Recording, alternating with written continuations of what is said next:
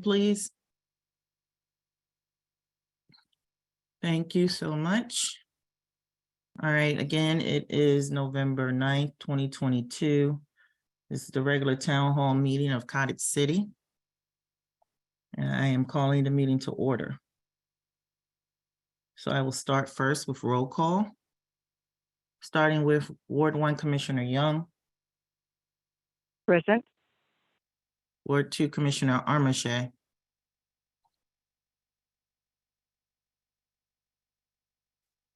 Commissioner Armache.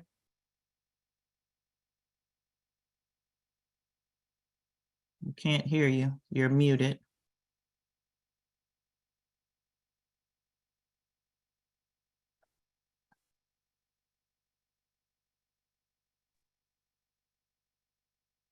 Commissioner Armache. Thank you. Ward 3 Commissioner Wheatley is present. Ward 4 Commissioner Givens. Givens present. Thank you. At-large Commissioner Yuri. Commissioner Yuri is present. Thank you. We have all 5 commissioners present and accounted for. We definitely have a quorum. So we're going to go ahead and get started with our meeting. Next on our agenda tonight is the approval of the minutes and financials for October. But I also see that the work session minutes are listed for November. I don't know if that was a mistake or not. No, it was not. It's just an attempt to try to get things done earlier so we can reflect back on them. So it was not a mistake. Okay. I sent my edits to Ms. Gabriel today, and I had several. I also CC'd all the commissioners, so you could see what my edits were. Some of them were just misspelled words. Some were completely, information was missing or wasn't clear. So I don't know if we want to approve the October minutes, because I had edits on not only the work session, but I had edits on the town hall, regular meeting, and I had edits on the November meeting, the November work session meeting. I don't know if anyone else had a chance to even read the minutes, but there were several corrections. I read all the minutes, and I think you took care of any that I had, Did any you, issues that I had. okay, so did you see the same things that I saw, Commissioner Young? I didn't see all the same things, but the ones that I saw, you took care of. Okay, all right, thank you. Did anyone else get a chance to read the minutes tonight? Yes, I did, and I would say the same thing. Okay, so I think we're gonna table approval of these minutes until Ms. Gabriel can make the corrections.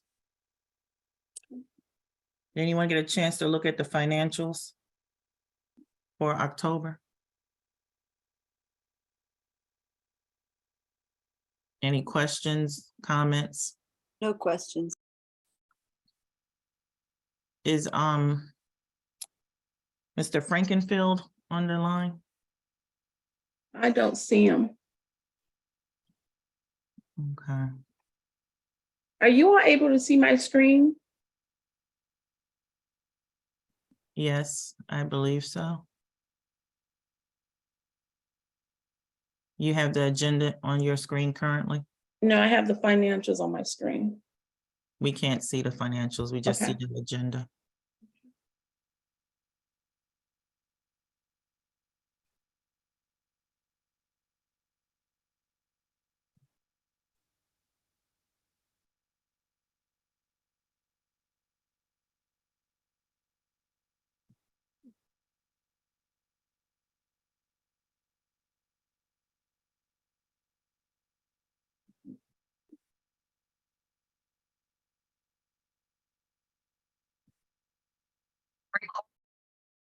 I do notice one thing about the excuse me, income, that what we budgeted is much higher than the actual. Is that because it just hasn't come in yet?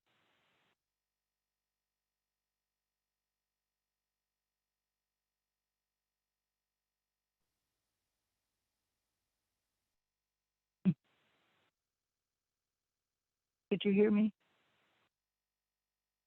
Can you repeat that, Commissioner Young? What did you say? I said on the financials, I just noticed that what we have budgeted is much higher than the actual amount. For which item? And that may just be the bookkeeping. I was just curious about that.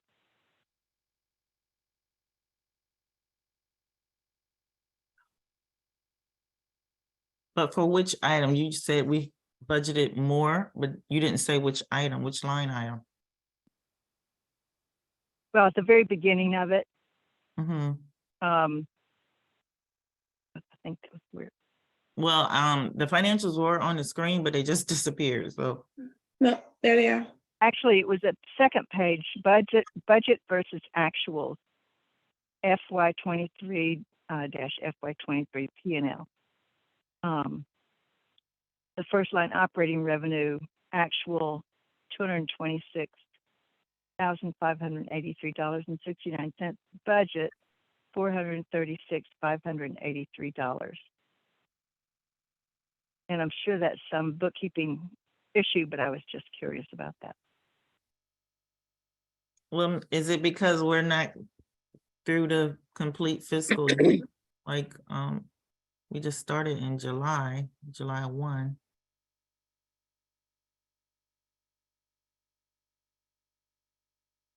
That's probably it. I Mhm. mean, I'm sure it's a simple answer. I don't mean to hold anything up because of it.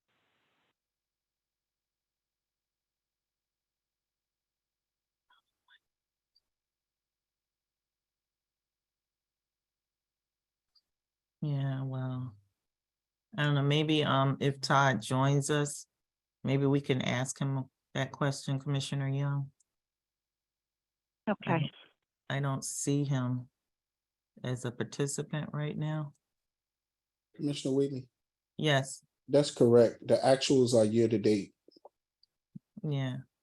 So that's why the number is lower, Commissioner Young. I'm assuming that's gonna be the reason why. Thank you. Ms. Richardson, was Todd invited to the meeting tonight? Or is it because the contract ended? What's going on? Yes, he was. He's aware of all of our meeting dates. Yeah, but I think his contract ended on October October 31st. 31st. Yeah, so that may be why he's not in attendance. Okay. Did you guys have a discussion? We had a discussion about his contract. He said, the terms of our contract do allow us to continue, and I consulted Mr. Best that, in terms of our contract, he can continue doing the work. We didn't get into specifics of the meeting, but he will continue to do it, and he understands that we may put it out for bid, and he may bid for it. That was the nature of the conversation. Okay, it doesn't sound like he's gonna join us tonight. But I will follow up with him on the question that Commissioner Young asked. Okay, are there any other questions Well, in let me- regards to the financials? Let me just ask something else if I could. Are we really putting this out for bid? Don't we want to have some stability in this position? And I mean, is there some reason not to keep him on and on a year-to-year basis? Well, should I address that? So, You can.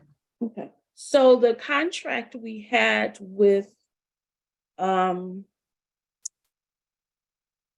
Frankenfield, our monthly payments would have totaled about $15,000. During the course of fulfilling the contract, he determined that he has had to spend more hours than anticipated fulfilling the contract. So he has been billing, I think, for the last 6 months for the actual time he has used. And when I add up all of the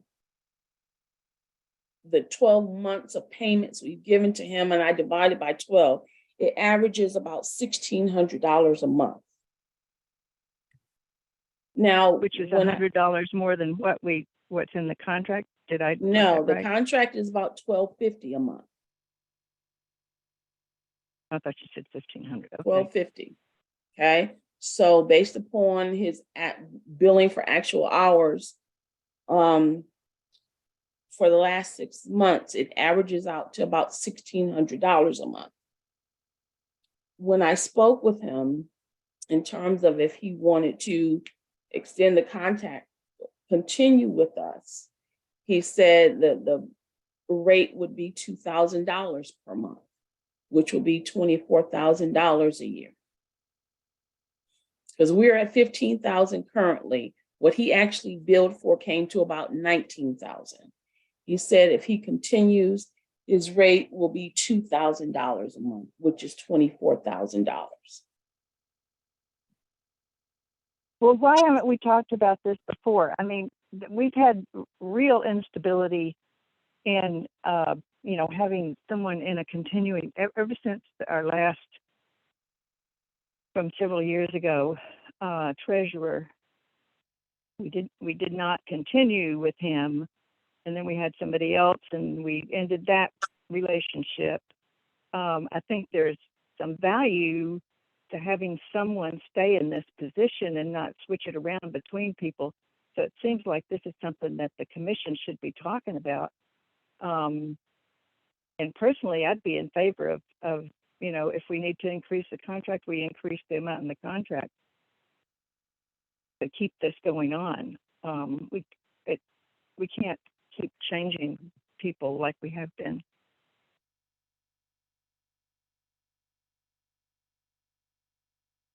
I'm If actually no one wants to talk surprised. about that now, No, I'm actually surprised because I thought this was going to be an agenda item for us to discuss.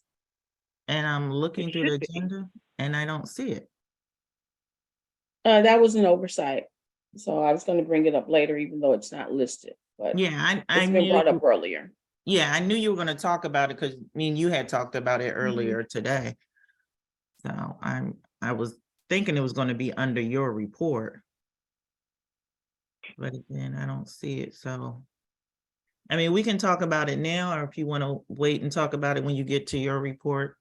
However, Well, I you mean, want. we can talk about That's it fine. now. I mean, I basically said what I was going to say. Right. It's just, it's come up. So it is something the commission needs to talk about. I mean, it is a significant jump from $15,000 a year to 24,000, but ultimately it's a decision, of the commission and to determine, how they want to proceed. I didn't think his I think we contract need the ended. stability. I didn't think it ended in October. Did you double check the date? You're sure it ends in October? October 31st. You got it. Okay. So I'm gonna agree with Commissioner Young. This should have came up at last month's meeting. We should not have found that out in November. Like if his contract was ending in October, we should have been discussing it in September. Or I maybe agree. I was even not August. aware when it ended, and I would have thought, because he didn't say anything. He absolutely didn't say anything. So, and I thought, he had started later with the town because I wasn't here. So he just happened to mention it in the course of our conversation.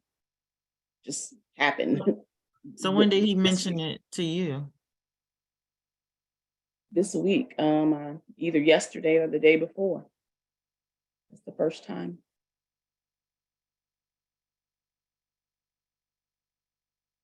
Okay, well, that's not good. And how much does he want to increase it to? You said 24,000?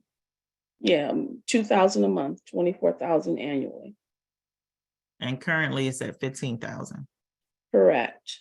But based upon what he has actually billed for, because remember, he had come to us and said, he's doing more time than what he anticipated, and that he could bill for what he was actually, the time he was actually doing, And once he did that, he said it came to about $2,000 a month.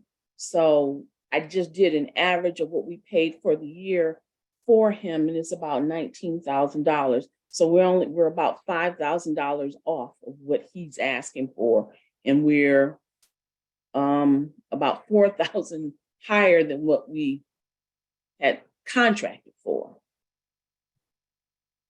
That makes sense.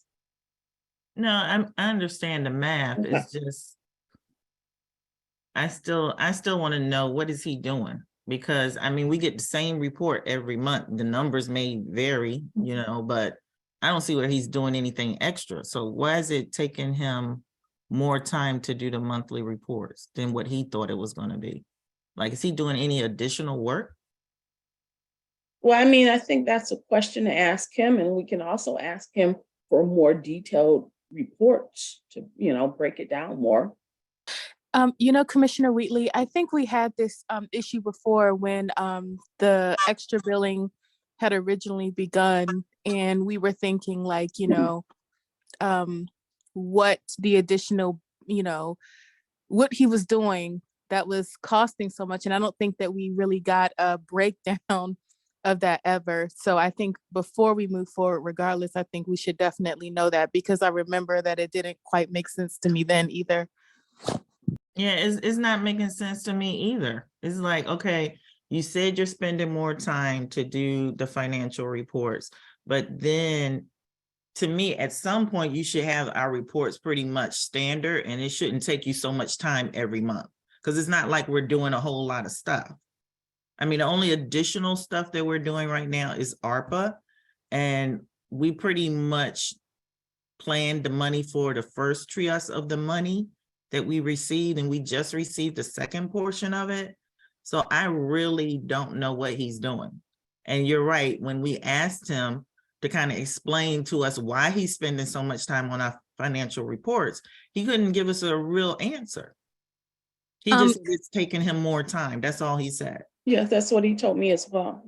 And Commissioner Wheatley, also, I didn't know that he was billing extra every month. I thought that that was just a one-time thing. I didn't know, I wasn't aware that he was doing that every month.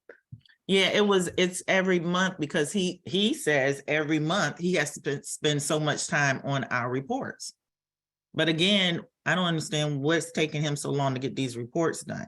I could see in the beginning when we were behind and we had to catch up and we had missed several months. So I can understand him putting in extra time for those months that we got, that we didn't receive a report at all. But once he got caught up and everything is pretty much basically the same every month, I just don't understand what he's doing.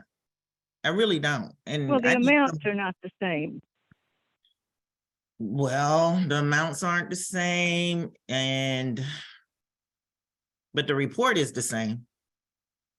That's the issue. Well, I mean, I think to give another perspective on this, we're talking about what, less than $10,000. And I think I saw something in the agenda. We're talking about buying another police car and spending about the same amount.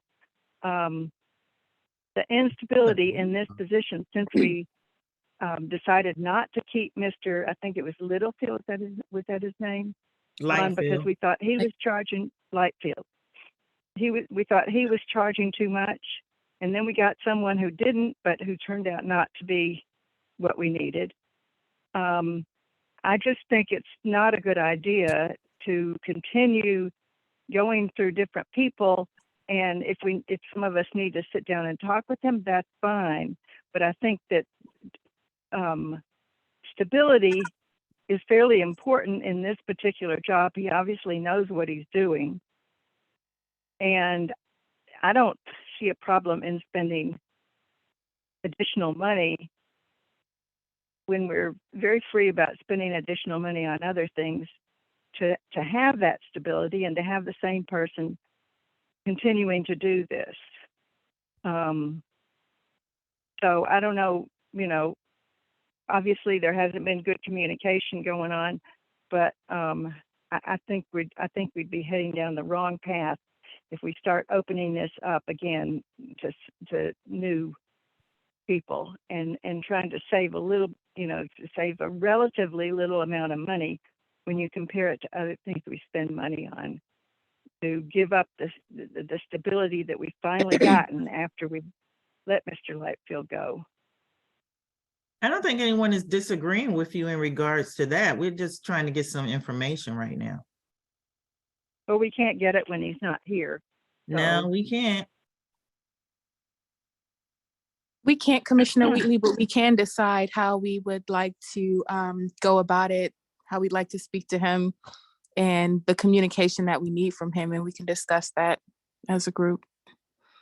I think moving forward, Commissioner Wheatley, if possible, I think that we should kind of just have maybe like a breakdown of what the responsibilities are and why there's, so much overtime. And that based on that, his response, we can kind of assess it from there. I agree. Do other commissioners agree or disagree? I disagree. You don't want to know what he's doing or how he's I charging think us? that we can have some communication with him about what's going on. But I think if we come across as nitpicking, then we may end up being more trouble than we're worth to him. And I think that we need to understand that it has cost him more than he expected. That we need to have an adult conversation with him and try to reach some kind of agreement, if that is a compromise or whatever it is, so that we can move forward and not make him jump through a lot of hoops. I don't think asking him to explain his billing process is jumping through hoops, especially since he's doing an increase.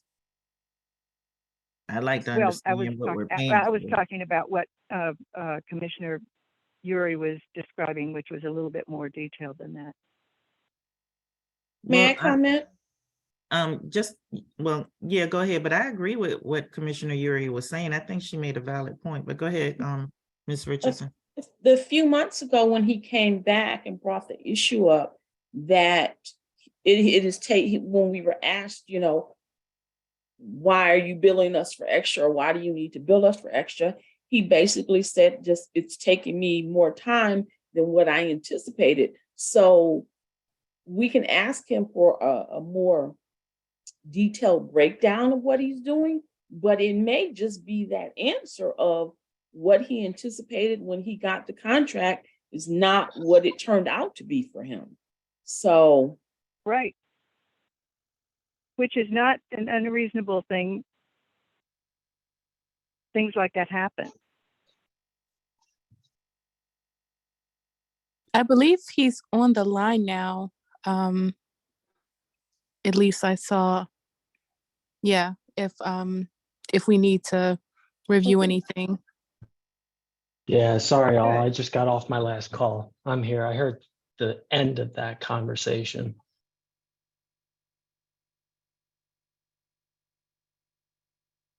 Which part did you hear? It sounded like we were talking about the accounting contract and how did we get to the cost? And yeah, so we started this time last year. The work that it took us was more than we anticipated when we built the contract. Had a conversation, talked through the task we were doing and how long it was taking myself and my accountant to do what was in front of us, and just said, yeah, we missed on our contract price. So rewrote the contract, shared it today with the town administrator. Can always go to an hourly type contract where it's, we'll do what's put in front of us at X amount for me and my staff. Work with you in any regards with that. But yeah, I think the reasonable expectation is it's probably $2,000 a month average across the year. And our original proposal was just, we didn't anticipate the amount of time it was going to take us.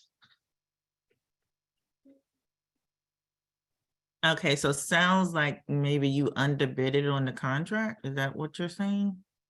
I think we underestimated it. The original contract, we thought we could do it in like 10 or 11 hours a month. It's Mhm. really taken us 20. And it's been pretty consistent. Now, the audit just wrapped up, municipal tax differential just wrapped up. So it'll be pretty slow for the next couple months, but once we get into budget season, it's a couple meetings, it's a couple hours of homework to be prepared for the budget meetings. I think it's the right price. I don't think it's gonna go down. Okay, well, thank you for explaining that in more detail that we could understand. Does any of the commissioners have any questions for Mr. Frankenfield? While we have him on the line? Whether it's in regards to the contract or the financial report? I don't. I mean, I'm satisfied with the explanation. Makes sense. But sounds like others may have questions. This is Commissioner Young. Commissioner Yuri, I mean, I think I understand, you know, where Mr. Frankfield is coming from. It seems like bit of a increase. And I'd be curious to know kind of, I guess it's, I guess maybe you're just saying that you kind of, maybe your group underestimated some things. I'd be curious to know what aspects of the budget are actually kind of contributing to the majority of your workload. But if that's something that you kind of like to give in a private discussion, you're free to, or we can go about it as a commission from what the information we have. Mhm, mhm. And just to give you a sense of our workload, it's probably 10 hours a month in the accounting. So making sure that like the reports in front of you have all the numbers reported in the proper budget lines, making sure the activity in the bank statement, reconciling the bank statement. So it all comes through these reports. So essentially you're getting complete reports. And then the other half of our time is, the special projects, the audits, the grant reporting, the ARPA grant tracking, the municipal tax differential. And then, now we're going to start getting into budget season. The budget's another special project. That's essentially the second half. So it's really two buckets of work. Half of it's getting the reports ready, and then the other half of it are the outside reporting tasks and the budget presentations.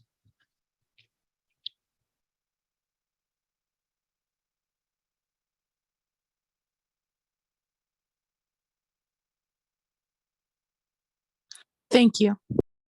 Sure. Commissioner Yuri, you wrote something in the chat. Did you want to ask that That out was, loud? no, that was specifically for you, just if you really knew the background of that.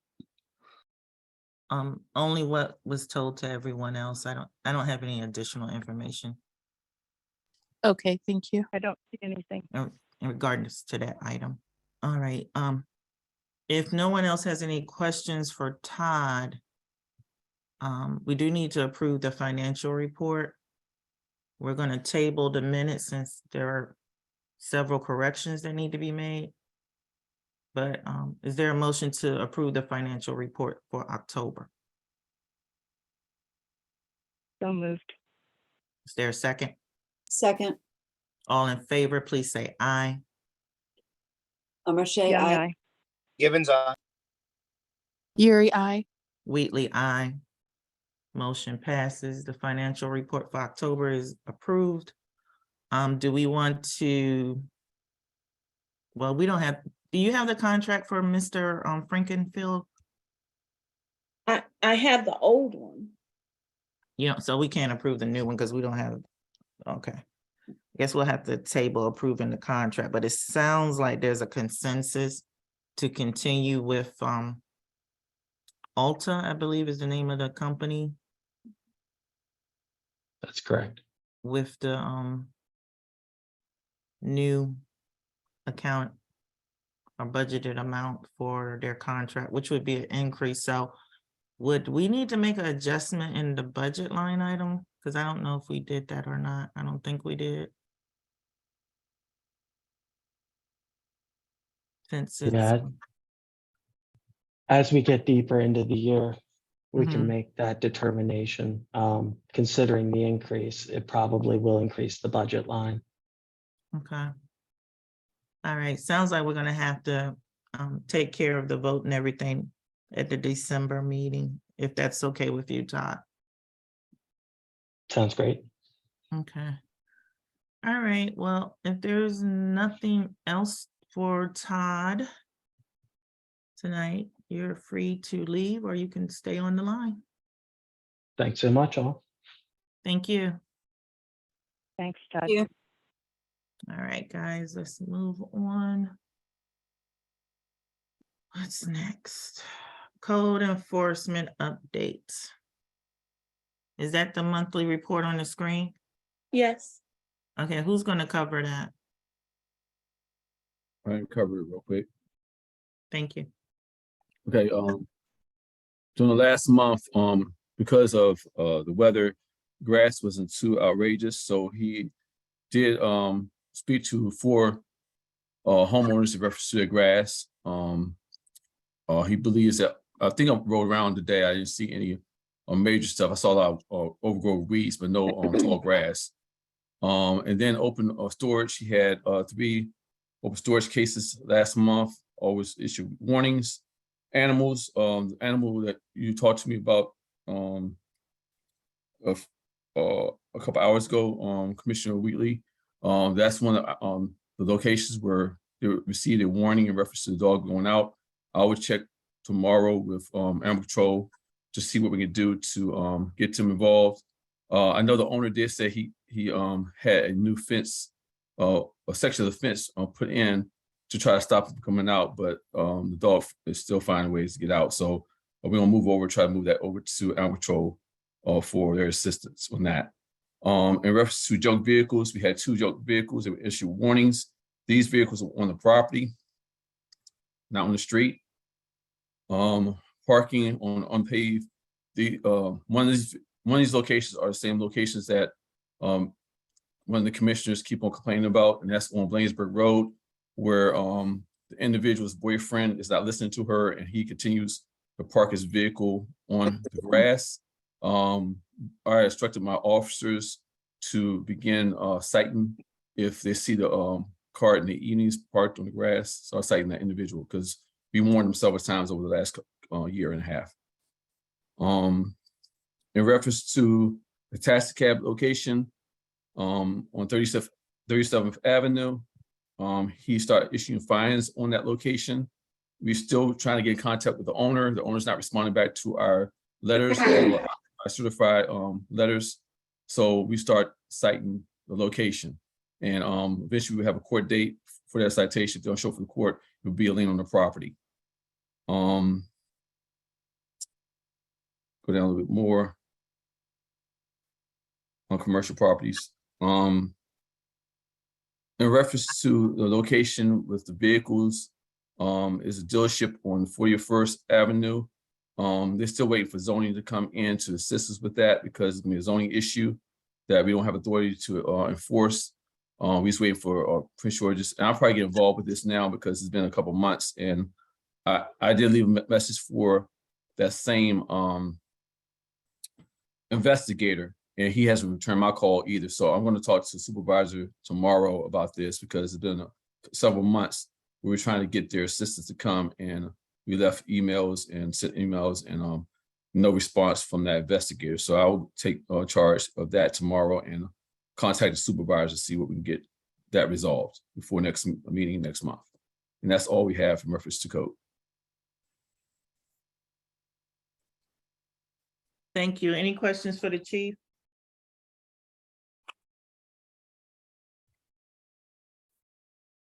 No questions.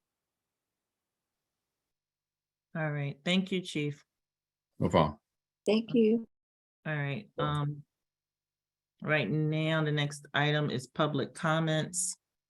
Are there any public comments at this time? Hi, I'm Brandon Pecoraro, resident in Cottage City. So I'd like to make a comment.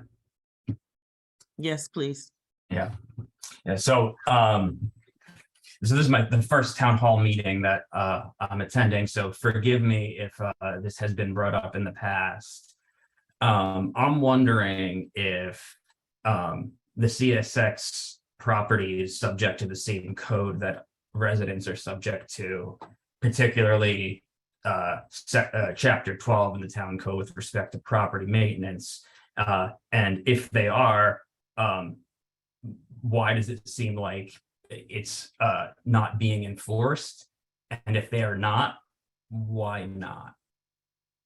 And for some context, I live in one of the houses on Cottage Terrace that is along the train tracks, and there's fallen trees, which is a violation of the code, unmaintained brush, which is a violation of the code, provides a habitat for rats, which is a violation of the code, and so on. And we can, pick through all of this. So Well- I'm hoping that someone can provide some clarity on why my attempts to reach out to code enforcement starting in the spring and the town manager at some point in the summer have not yielded results.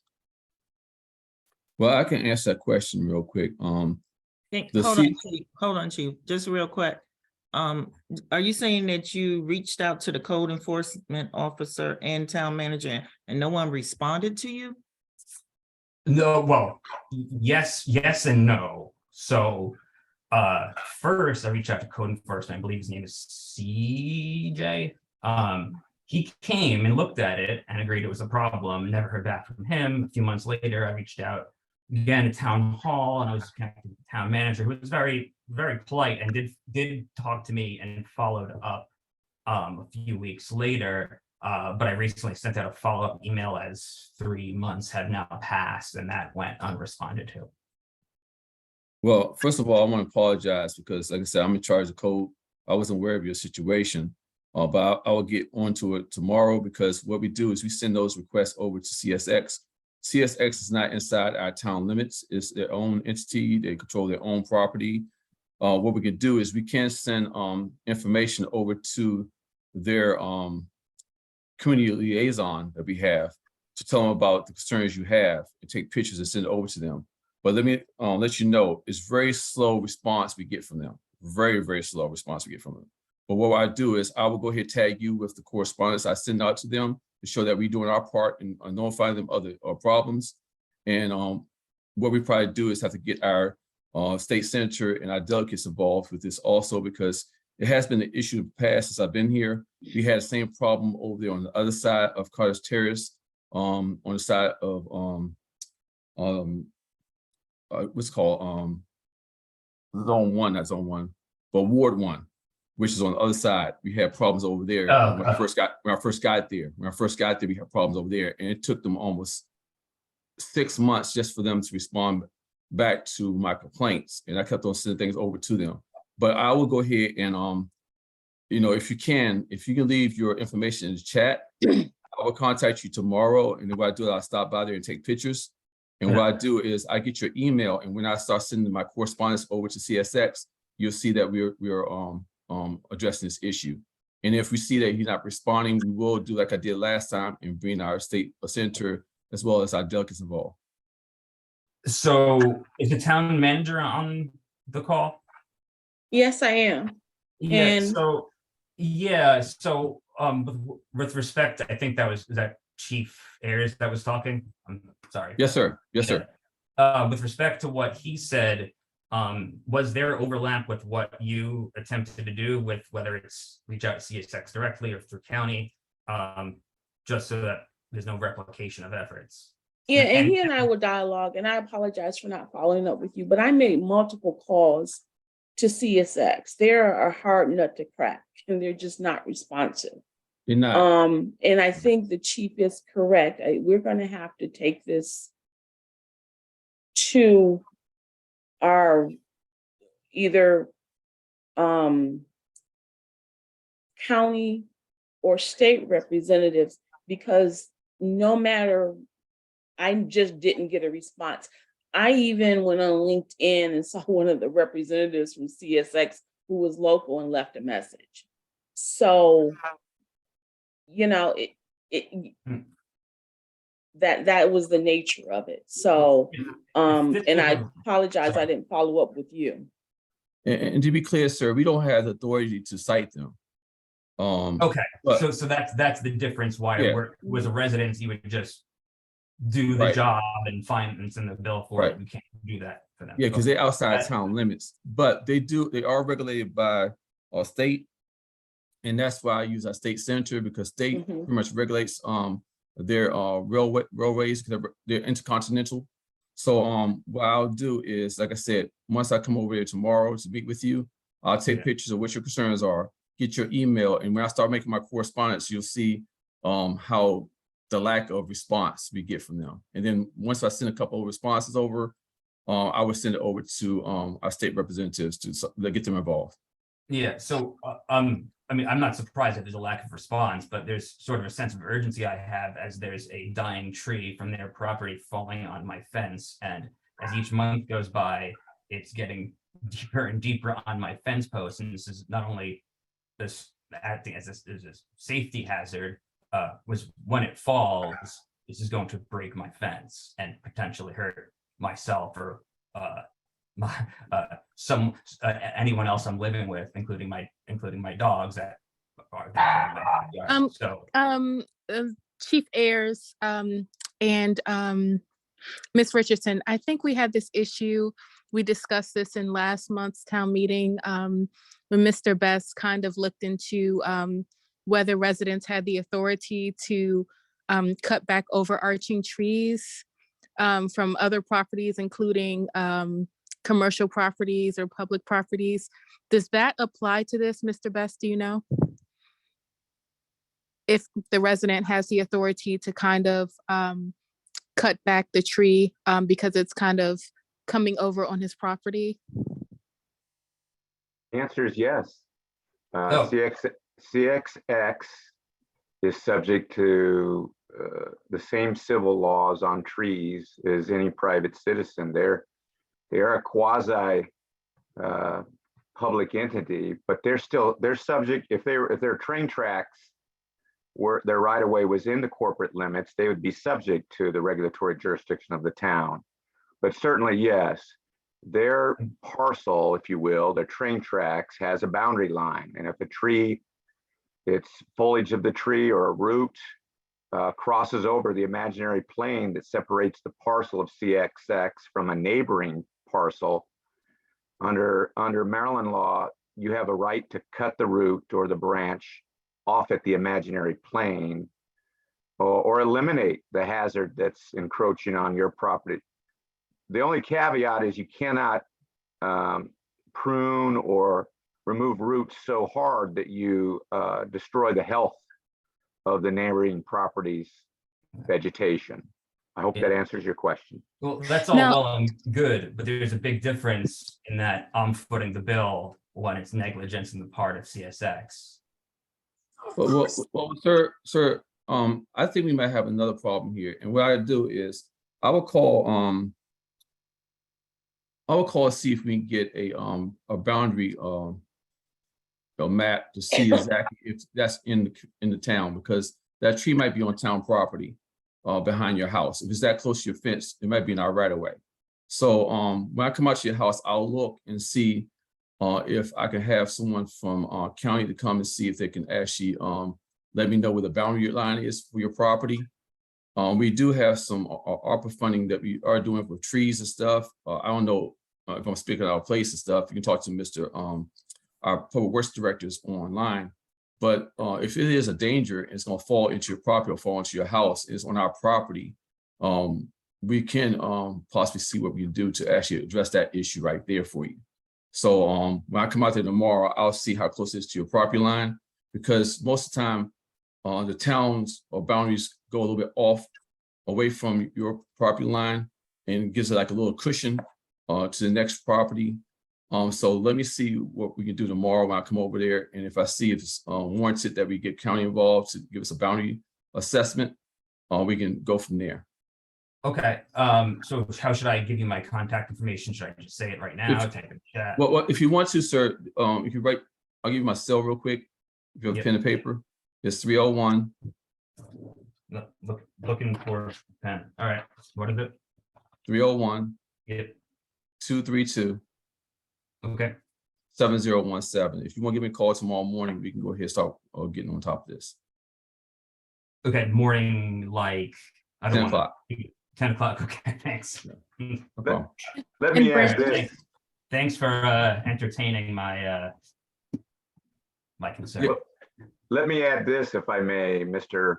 Picararo, that if any neighbor of yours, whether it be another cottage owner or CXX or business, has a danger tree on their property that endangers your property.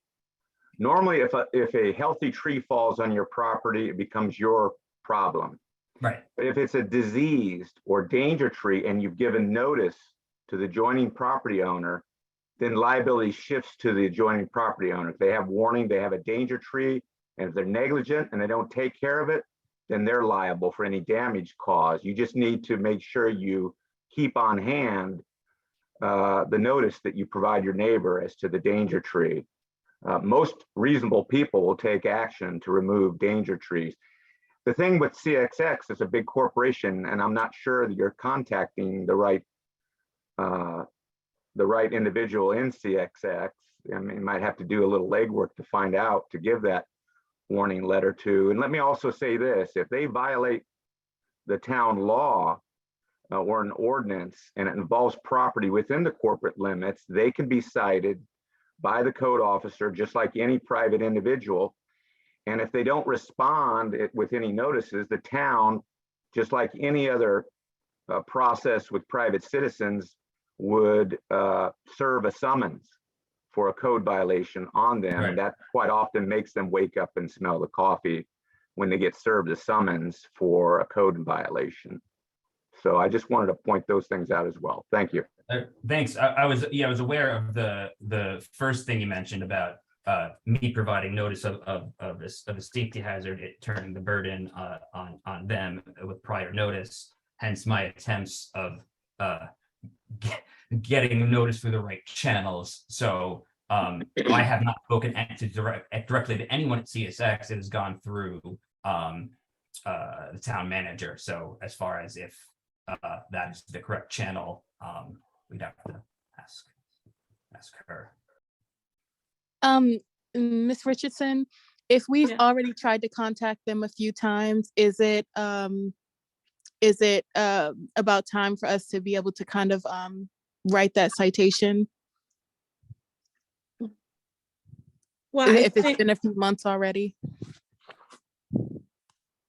Or Well, issue the I mean, I citation? think that the chief raised a good point. If the tree is that close to its fence, it might be ours. And I would like to verify that, but I think we're at a point where we should request the assistance of our state reps.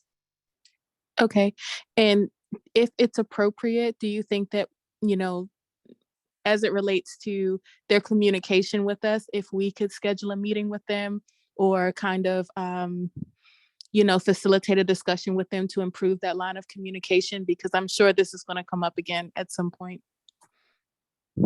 Yes, absolutely. Thank you.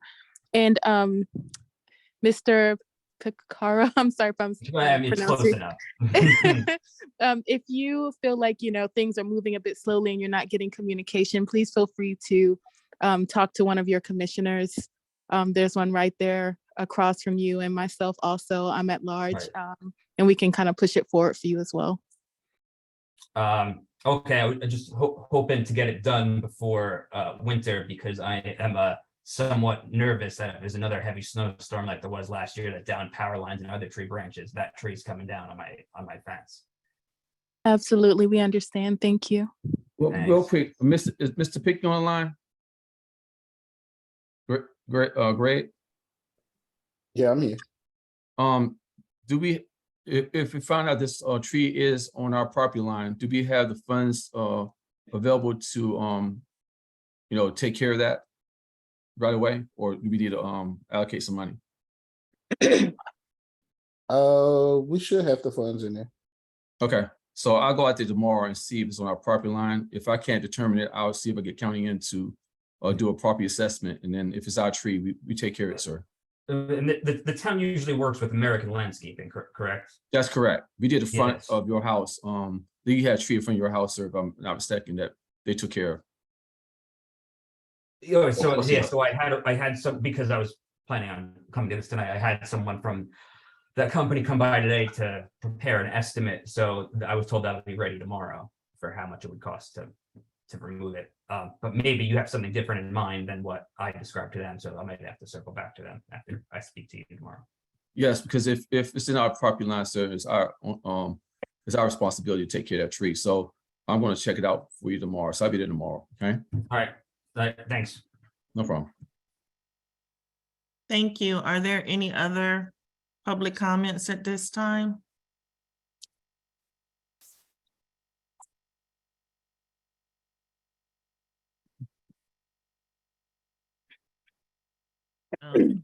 Hearing none, I'm going to move on to our next agenda item, which is old business, specifically the old firehouse renovation at 3805 38th Avenue. I believe we have Mr. Dale Green, our architect, with us tonight. You're muted, sir. Hello, how are you, Madam Commissioner Chair? I'm just finding yourself. Good, good. I think I can, hopefully I can share the screen and I'll go quickly through the presentation to update everyone accordingly on the concept for the firehouse. All right, great. I see the control coming in. Just do full screen here. All right, great. So good afternoon to the commission and to the general public. I'm Dale Green, architect and partner in the firm Salton Campbell Britt and Associates, and we've been working on the concept plan for the Cottage City Firehouse Community Outreach Center. And so today I'll go very quickly through the presentation to update everyone on the concept.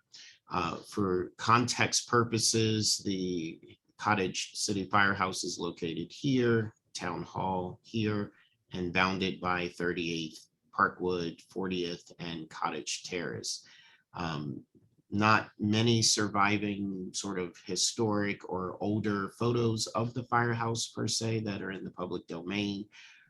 This earlier view, if you will, of the firehouse shows it prior to its red painting, which it currently sort of exists. And this, of course, shows it more in its earlier sort of historic finished version, if you will, with the CMU, the decorative CMU block, which is the sort of structure of the building.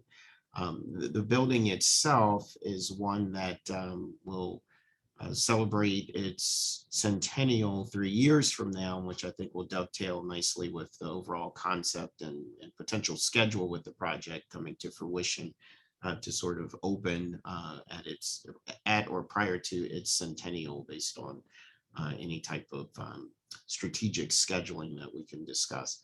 The Cottage City Firehouse uniquely also is a gateway amenity to Cottage City. From this particular street view, one will observe that the signage in terms of welcome to Cottage City is sort of situated there along the public right of way, and off to the distance in the background, you know, the firehouse starts to sort of emerge. And then of course the tree line, heavy vegetated kind of tree line component significantly buffers sort of the view shed, if you will, of the Cottage City Firehouse. And we'll sort of talk at a high level about some potential options for some clearing to provide a greater view shed, as well as make accessible some of the space that is at the lower level flanked on both sides of the building. A closer up image here will reveal that the Cottage City Firehouse is unencumbered on 3 sides in particular. Of course, 38th Street side, And then its side yard elevations in particular visible from the public domain. And what you can see somewhat here in this image is that the first floor is, at grade, at street. The lower level, which you cannot really see, is at grade with a lower elevation of the side yard in that sense. And I'll show that a little further. The Cottage City Firehouse parcel is this particular parcel here with the outline of the building.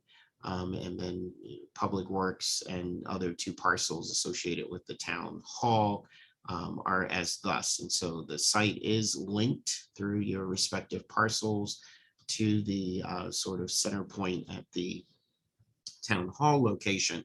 And we'll talk about a little bit of a read, if you will, across the 38th Avenue sort of sector here, which would involve both parcels owned by Cottage City. This particular parcel is the subject parcel of the Cottage City Firehouse in particular. And what you will observe is that the parcel itself is configured such that it has a very linear prominence along, of course, the 38th Avenue cluster, but then has a frontage along Parkwood and is contiguous with, of course, an adjacent single-family detached house. It does have a 4,725 square foot land area of space that's currently underutilized and unoccupied. The building proper has a floor plan, existing floor plan rather, as thus with perimeter walls unencumbered with windows and doors. Of course, the doors, a larger garage door on the front with 38th Avenue side, and then a side entry door at grade along the street for this upper floor, and an open floor plan in the interior with an existing stair, historic configuration that leads to the lower level. On the lower level, its existing plan is carved into 4 distinct spaces as thus, and we'll talk about the concept plan for conversion as it relates to that level in particular. The existing elevations on the 38th Street side with the garage and an infill with window, and then on the side elevations with the punched openings and windows as thus, and then the door at grade and street location, and the door at the lower level grade access on one side elevation. This is the rear elevation that would be sort of fronting the side yard to the neighbor that is located there. Now, this particular view is a section through the building. It's in essence like cutting an apple and looking sort of at its sliced after it's been cut. So this is cutting through the building, showing the 2 levels. This is the lower level space. This is the upper level space within the context of the building. And this is a section cut through the building on its longer side. So the front on 38th Street here, and the rear of the property there. And the stairs are located towards the rear. So this is that existing section. And then for the high level demolition of what's to occur, it's really the interior partitions at the lower level to sort of reconfigure that space to accommodate some of the modern accommodations necessary that I'll show in the proposed plan for the outreach, community outreach center. What we've looked at for the site in terms of options and potential is, of course, to increase the overall curb appeal and streetscape improvements along the 38th Avenue corridor, juxtapose the overall outreach center, and then to look at a possible ingress egress for vehicular access for a potential surface parking lot that could be included towards the side and slash rear of the property behind the Public Works in a sense. And that would be access through the back roads here from Town Hall in that sense, as there's no parking on the street, if you will, no on-street parking out in front of the Cottage City Fire Hall.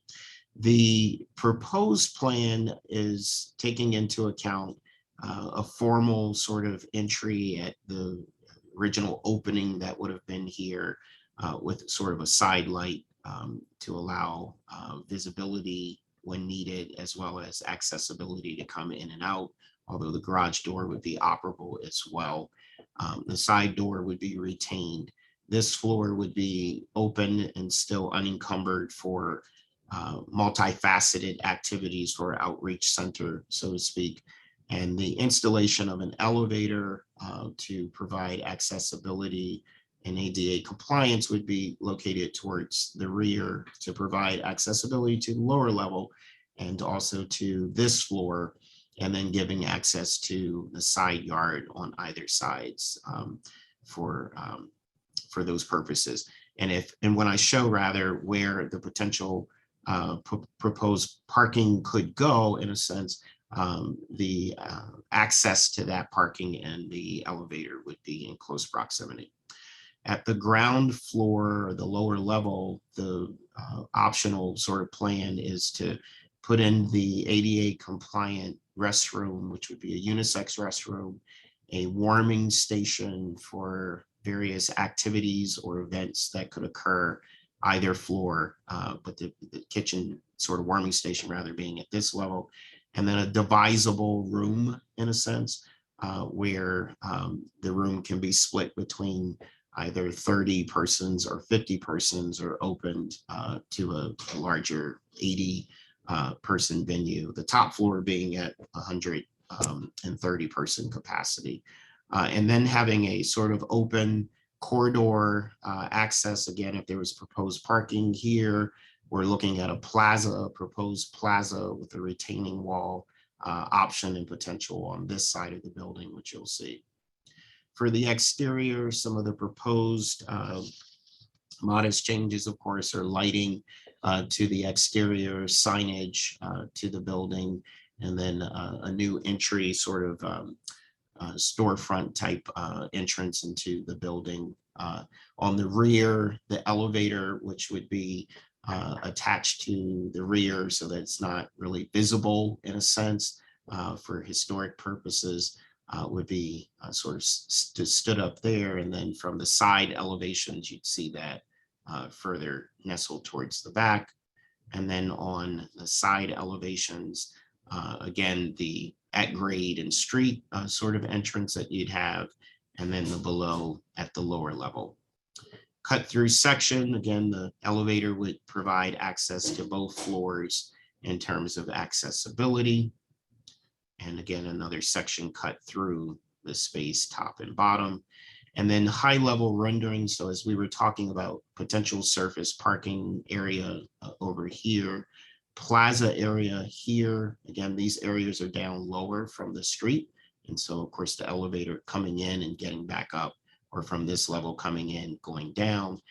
We're also putting a green roof on the building and solar panels as part of that. And of course, trees that are to be planted throughout the sort of parcels, both the Cottage City lot parcel and then the parcel that would be associated with where the parking would go.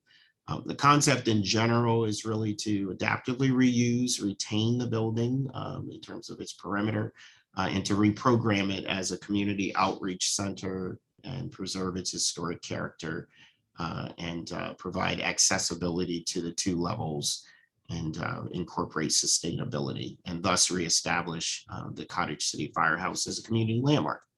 What we've looked at with a high level schedule in terms of start to finish, if you will, with the overall project would be, ranging from 12 to 26 months, from something accelerated to something more traditional. And this sort of pencils out to 2023, 2024. And so, as I mentioned, 2025 is the centennial of the Cottage City Firehouse. And so we can certainly work to look how to, of course, strategically streamline its start to finish cycle to coalesce with that. There are a number of high-level components afoot around the evolving budget in a sense with it overall. There's also some additional information on the extent of sources of funds that have been already secured in connection with the project, and then funds that are to be secured in the more immediate near future around the overall project. So we still anticipate that an updated budget in that regards would be likely still around this number or a little higher. We'll have an updated budget around the proposed concept. So with that, Madam Chair, I'll close to open for questions in regards to the concept presentation. Thank you, Mr. Green. That was a great presentation. I do have a quick question for you. Yes. In the design, the proposed design where you had the picture of the parking lot on one side and you had the picture of the plaza on the other side. Yes. You had mentioned in your presentation that accessing the parking lot would be in the rear. Could you kind of explain that a little bit more? Because I can see the picture, I can visual it, but I can't understand how individuals would access that parking lot from the rear, like where? Right, yeah, so thanks for that question, and I'll clarify two components with it. So it's important to understand that on the front of the building, the only accessibility would be by way of cyclists rather, if they're bicycling, pedestrians walking on the sidewalk. But 38th Avenue does not have an opportunity for you to pull up in front of the building, park, stop, and get out. And so what we're looking at is when we say the rear, here's the building, this is your public works site, town halls up here. So we're really talking about coming off of Cottage Terrace through here, and this is just optional, something to talk about, coming through this section back over to this portion of the site and putting in a surface parking lot, which then would be adjacent to the Cottage City Firehouse and would be immediately next to the elevator, which is on the rear of the building. So you could park, come into the lobby at that level, go up or go through the building and come out to the plaza side. And so we're sort of looking at this multi-level, the experience from the 38th Avenue section, and then what it means to, because you own all of this land, to look at putting in a surface lot. It doesn't have to be a large lot. It could even just be for those that need to have public accommodations where they need to actually park or be dropped off, and go in. So it's something that at this level we want to, talk about, think about, and understand possibilities, if you will. So it was a good question. Great, thank you so much. I see Chief, you have your hand raised. Do you have a question for Mr. Green? Yes, but he pretty much answered it. I had a question about how many vehicles were parked back there, and it makes sense about having those handicaps and probably for the director of the center to be able to park there.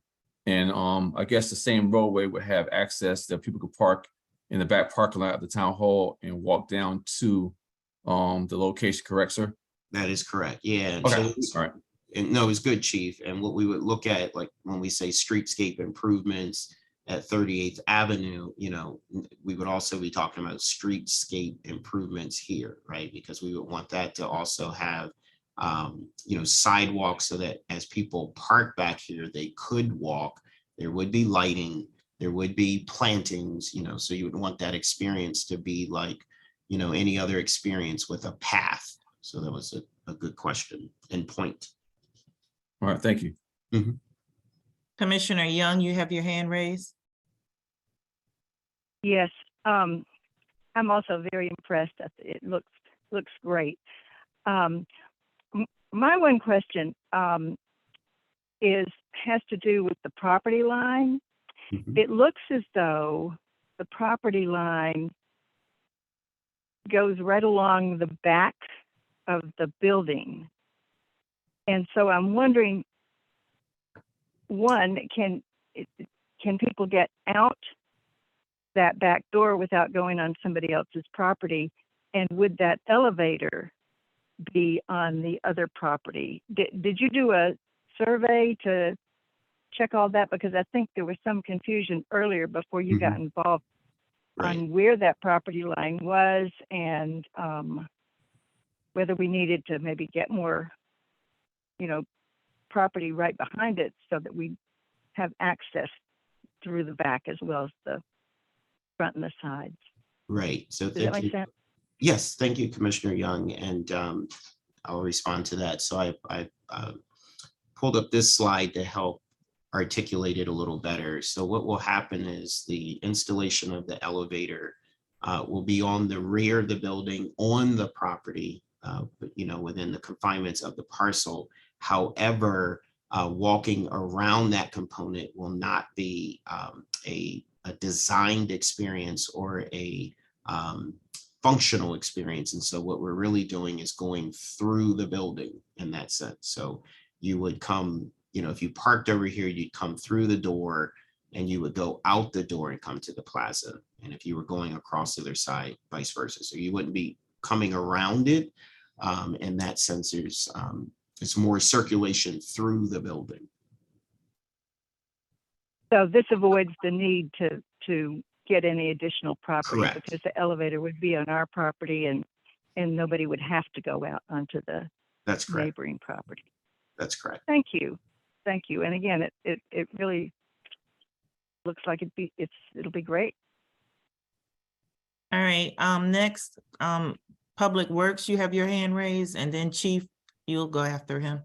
Yeah, I missed what the chief had mentioned about the back entrance, but I'm not sure if in the surveying that they noticed that the Public Works building is back there Yes. and there is no space to put a driving path to get to the rear of the building on that side where it shows on the diagram. Yeah, so let me speak to that. What we're looking at doing, because as you're aware, that back section is heavily vegetated. And we are talking about clearing that space and being able to have a lane that would come through to get to that back section, which is something that in the field, I could go over with you, I think a little bit clearer to help navigate that, but it would require some interventions to stand that up.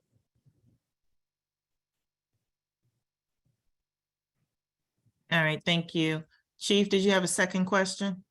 Yes, two. I see what Greg is saying. So you are talking about taking some of his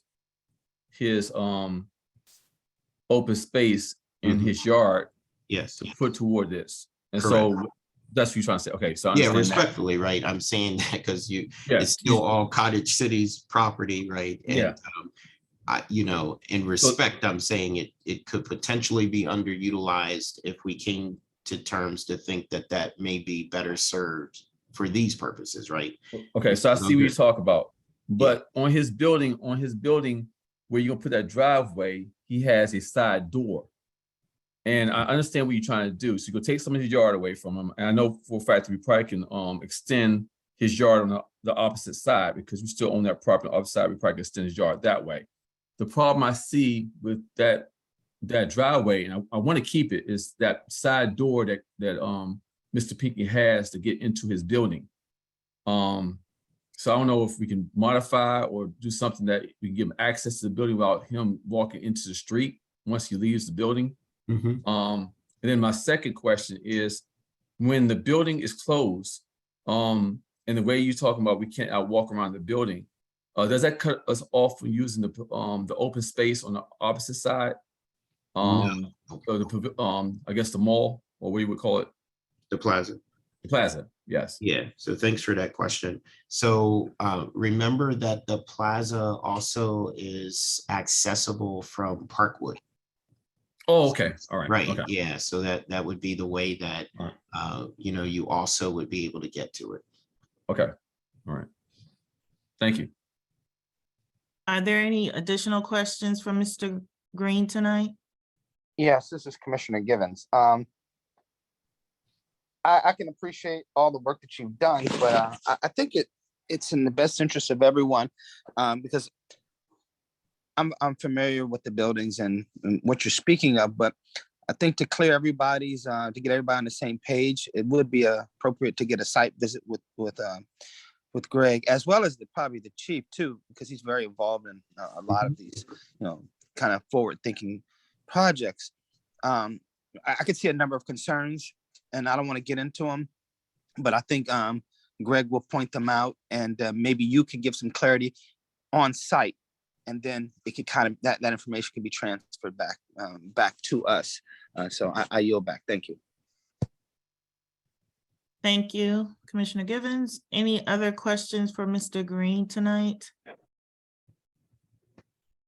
I would just add, I think that would be good to have a site visit that we could all go to. Yeah, I think, yeah, and for everyone. That works for me. Absolutely. We can schedule that. Miss Barnett, do you have your hand raised? Yes, the only thing I would like for the drawing to say is where it says the address, instead of saying Brentwood, Maryland, I would like for it to say Cottage City, Maryland. Yes, we will change that. Thank you. Yes, thank you. Good catch. Thank you so much. Any other questions for Mr. Green tonight? Not a question. I just want to say thank you so much for your presentation, and I'm excited about the possibilities. And I appreciate the work that you've put into this so far. Yes, I second that. Looks great. All right, if there aren't any other questions for Mr. Green, I want to say thank you for joining us tonight. We appreciate you, and your presentation was great. Thank you so much. And You're one last welcome thing real back. quick before you goes, ma'am, I'm sorry, I can raise my hand real quick. Storage. I know for a fact that Commissioner Armache and probably myself is going to use that building a lot. Storage, I see how everything is open space. Are we going to have a closet space, or do we have an outdoor storage facility that we could use for equipment or I guess art supplies, or yoga mats and stuff like that? I know for a fact that that might be a concern. And I say how you have all that open space, but I didn't see any closet or anywhere we can store our equipment. Yeah, no, that's a good point. What we can do is incorporate a smaller interior closet storage component, and then accommodate for larger through an outdoor building on site. And so we'll incorporate those two, rather, something outdoors and something interior as well. I appreciate it. Thank you. Mr. Green, is that going to change the cost, adding those items?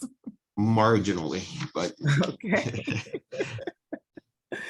Just want to know. All right, if there aren't any other questions. I have one more question, which is just that I would assume that as, once we get into the build phase through the structural stuff, once we start getting into the details of what how the interior part of the renovation is going to be done, what's going to be done to preserve maybe some of the historic aspects of the architecture, et cetera, as well as the layout of the bottom floor. I presume that we'll be seeing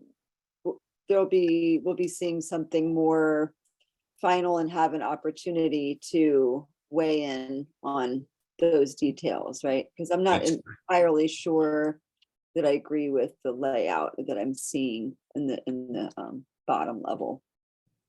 But yes, that's correct. And in fact, the intent is that what you have now in the concept, you can start to mark up and weigh in on, what your thoughts are, so that once that's incorporated and we all settle on, a refined concept, then we proceed with the actual details, which would be, the construction documents. But now's that time to, take in what was discussed. We have our field visit collectively, weigh in further, and then we get to a refined concept that will move forward to construction document details and permitting and then thus building, if you will.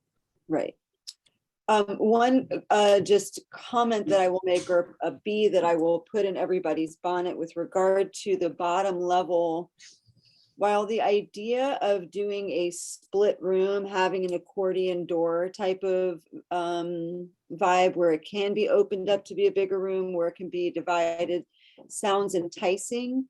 I will say, as an educator who has been in a number of situations over the years of being in classrooms where you're dealing with the divider, it seems like a good idea, but especially in a space that is as small, the footprint of the building is not that big.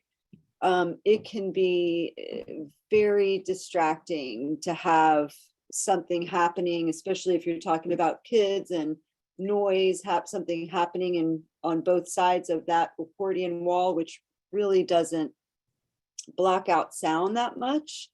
So that's my only, the main thing that kind of jumped out at me is that I'm thinking it might make more sense, especially since we do have 2 floors, to keep that bottom floor more of an open floor plan, and look at perhaps, especially I love the addition of the outdoor plaza. So maybe something that flows nicely out to there.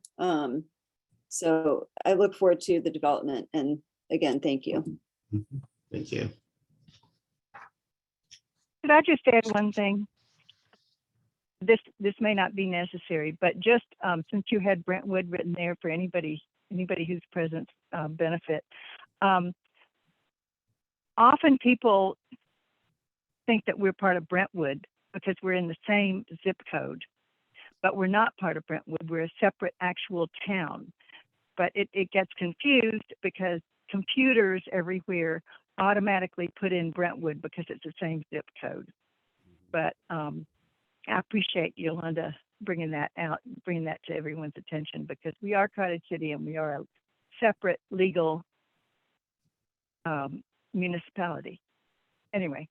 Right. No, it's a good point. And that's how it got on there, is because of the zip code piece. And I'm sure it was added, but I can easily have that changed to reflect Cottage City, because as you mentioned, you are an incorporated town, and that, reinforces the Cottage City Firehouse. And so I'll absolutely have that changed. Anyway, the whole idea looks All right, great, thank too. you again, Green. Thank you, Mr. Green. Appreciate you coming out tonight. I don't think we have any more questions for you for now. All I'm right. sure we'll have more at a Yes, later time. very good. I don't want to hold you any longer because I appreciate you staying on the line Very as good. long as you have. Well, thank you. I appreciate everyone. and Thank we'll- you again so much. Okay, thanks. Take care. You too. Bye-bye. All right, guys, let's move on. Carol, I sent you a message, a direct message in the chat. Hopefully you saw it. Next up, under old business, is Resolution 2022-13. And I believe we've already had the first reader on this one. Is that not correct? Correct. Okay. So this resolution is to provide premium pay to eligible municipal workers during the pandemic, the coronavirus pandemic. And get to the main part. So the commission determined that police and public works employees will receive $2,000. All other employees, excluding police and public works employees, will receive $1,500. New employees who have been employed for less than a year, $1,000. All part-time essential employees, $1,000, and $750 for all part-time non-essential employees. And employees that are currently being disciplined or pending other adverse administrative employment action are not eligible. So the total of this in terms of the budget is $19,250.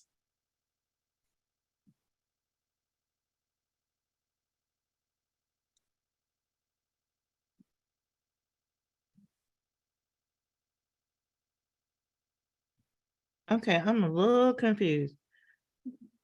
Why is the police salary 10,700?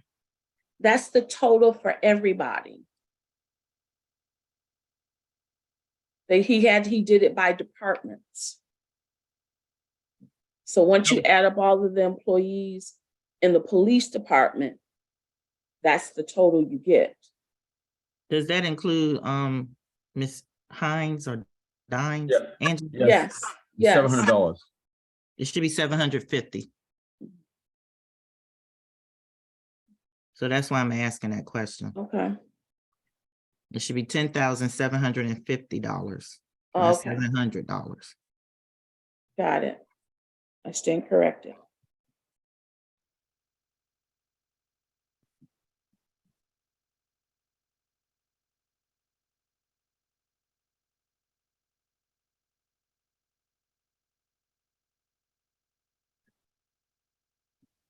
So that number needs to be changed to 19,300. Okay. I can do that.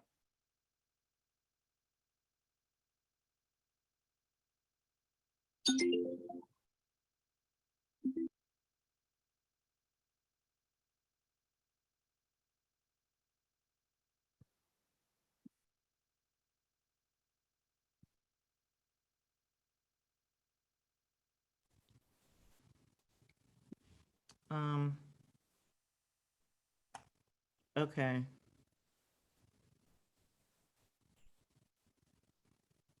Well, no, wait a minute, let's add this up again. Cause it's 3,500, 5,000 plus the 10,000. Somehow the numbers are wrong because you have 19,250, but there is no $50 there. I don't know how you got that number. I think you added $50 to the police salaries. Now I'm looking at what's on the screen. Right. I believe Well, Todd added it, so I'm not quite sure where he may have added it. yeah, the total is correct. What happens is, under the police salaries, it has to be put 50, and that will go ahead, bring that other 50 down. I think he has the total correct. It's the point where he probably misrepresented the total for police salaries. Okay, But, so the whole Which should total be is, what? so The the whole total- total is correct. It's Right, just the total correct. police, Right, the police amount is incorrect. that's correct. Yes, All right, gotcha. What should it be? it should be 10,750, but 19,250 is correct. 19,250 is correct for the total. Mm-hmm. So the only change you have to make is to the police line item, 10,750. Then everything else correct. Gotcha.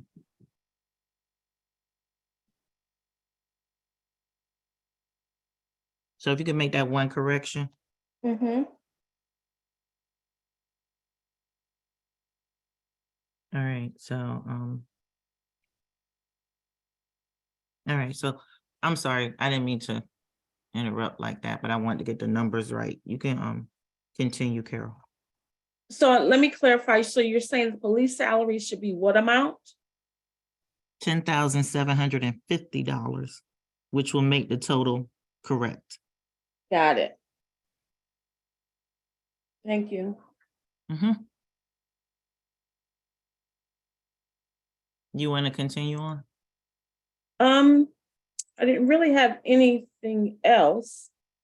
I just wanted to share just the gist of, what it provided for and how it was broken down, as determined by the commission. So I don't have anything else to share.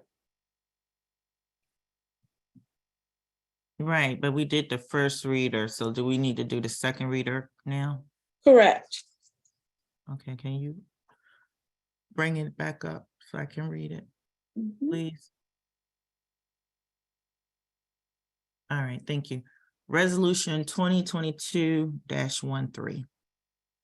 This is a resolution to provide premium pay to eligible municipal workers performing essential work during the pandemic using coronavirus, state, and local fiscal recovery funds for personnel of the town of Cottage City. And the total amount is $19,250.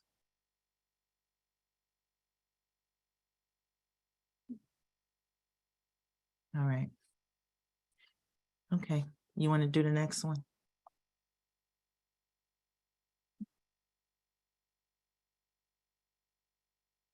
Carol, Yeah, you you want want, you to, want me to go to the charter amendment? the next, we're finished with this one, right? Yes. Then yes, please, let's go to the next one.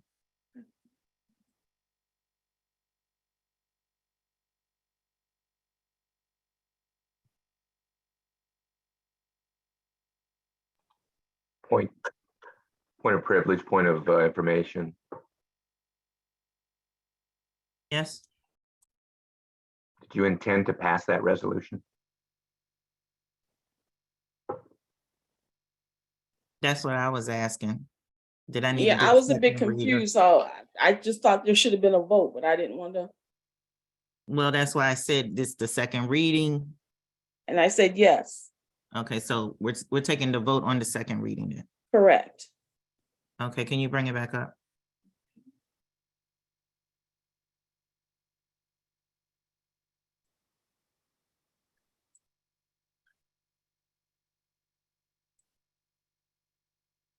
Can you bring it back up, please?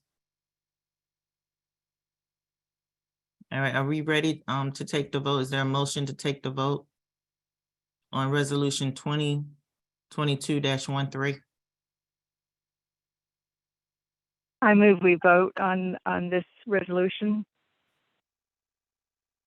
There's a second? I'll second. Who was that? Commissioner Amarche. Artist. Michelle, okay. All right, it's been properly motioned and second call for the vote. All in favor, say aye. Yuri, I. Young, I. Givens, aye. Wheatley, aye. Amarche, aye. All right, motion passes. There are no objections or nays, abstentions, so the motion passes.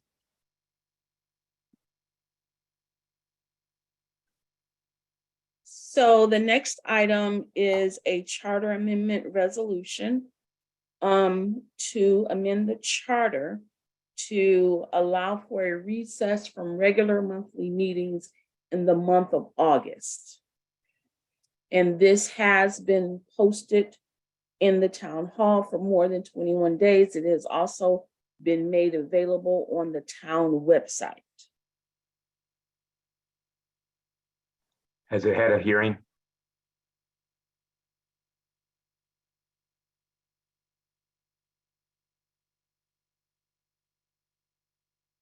Well, this would constitute the hearing. Okay, then you need to announce that and allow the public opportunity to speak. And then you can pass the resolution after the hearing. And you need to have a formal hearing pursuant to state law.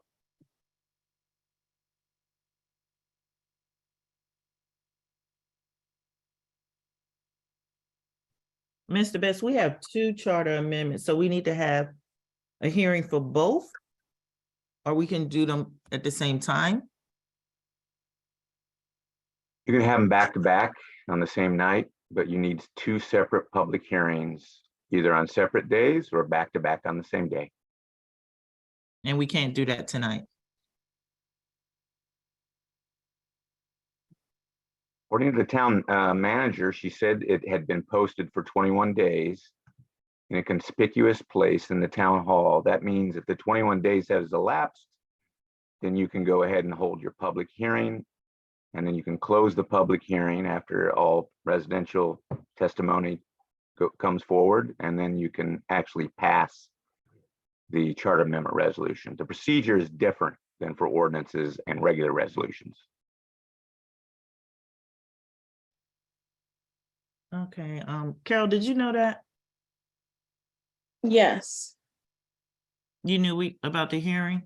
Yeah, and I did ask for the wording to be put on there and it wasn't, and it escaped me when I was in the midst of it, but because that's why I mentioned the posting.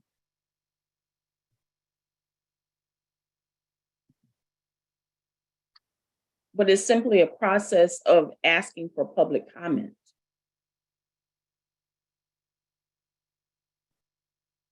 All right, so we're gonna have to do it for two. So we'll do it back to back, so. Are there any public comments at this time in regards to Charter Amendments 2022-01? And the charter amendment is to allow the commission, if need be, to go into recess for the month of August.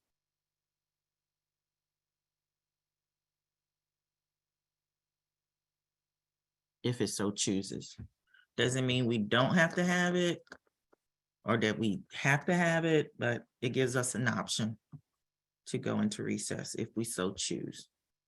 Are there any public comments at this time?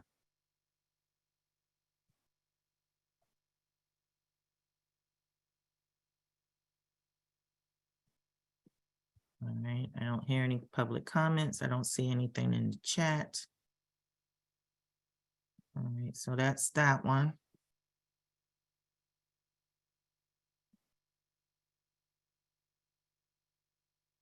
Okay. So now we can take the vote. I mean, not take the vote, I'm sorry. Make the motion to take the vote. Yes. All right, so let me read it out loud. So this, again, 2022-01. A charter amendment resolution of the Cottage City Commission to amend section 9, meetings of commission of the charter of the town of Cottage City to authorize the Cottage City Commission to recess from its monthly regular meetings in the month of August and generally relating to the Cottage City Commission. Is there a motion to accept this charter amendment?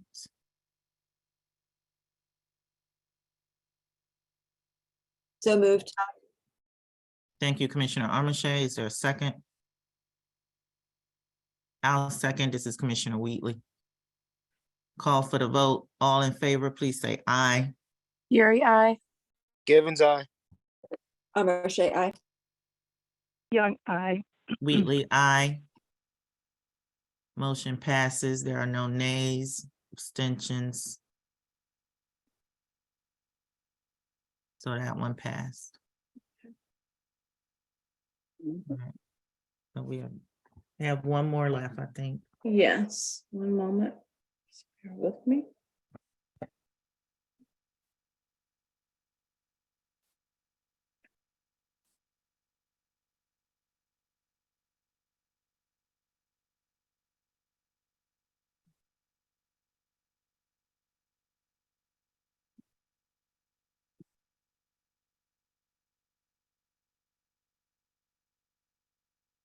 Okay. This is Charter Amendment Resolution number 2022-02. The purpose of it is to amend the charter to allow or authorize the Cottage City Commission to change its compensation after the subsequent election according to certain limitations. And it also includes a supplemental payment for the commissioner chair. Let me go to the relevant language that was put in there. So the language basically says that the commissioners may introduce an ordinance to increase or decrease the annual salary and the supplemental salary for the chairman. Now, they cannot decide on such while or cannot receive such while they're in office, it would take effect after the next election.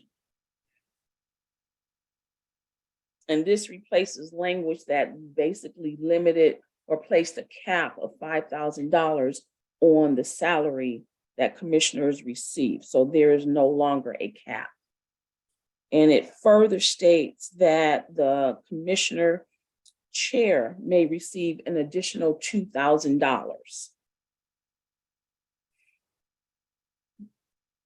which will be effective after the 2023 town elections and election of the chair by the commission.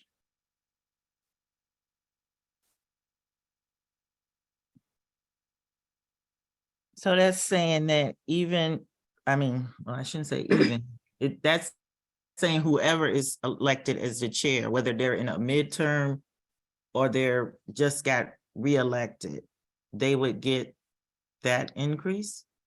Is that correct? Am I saying this right?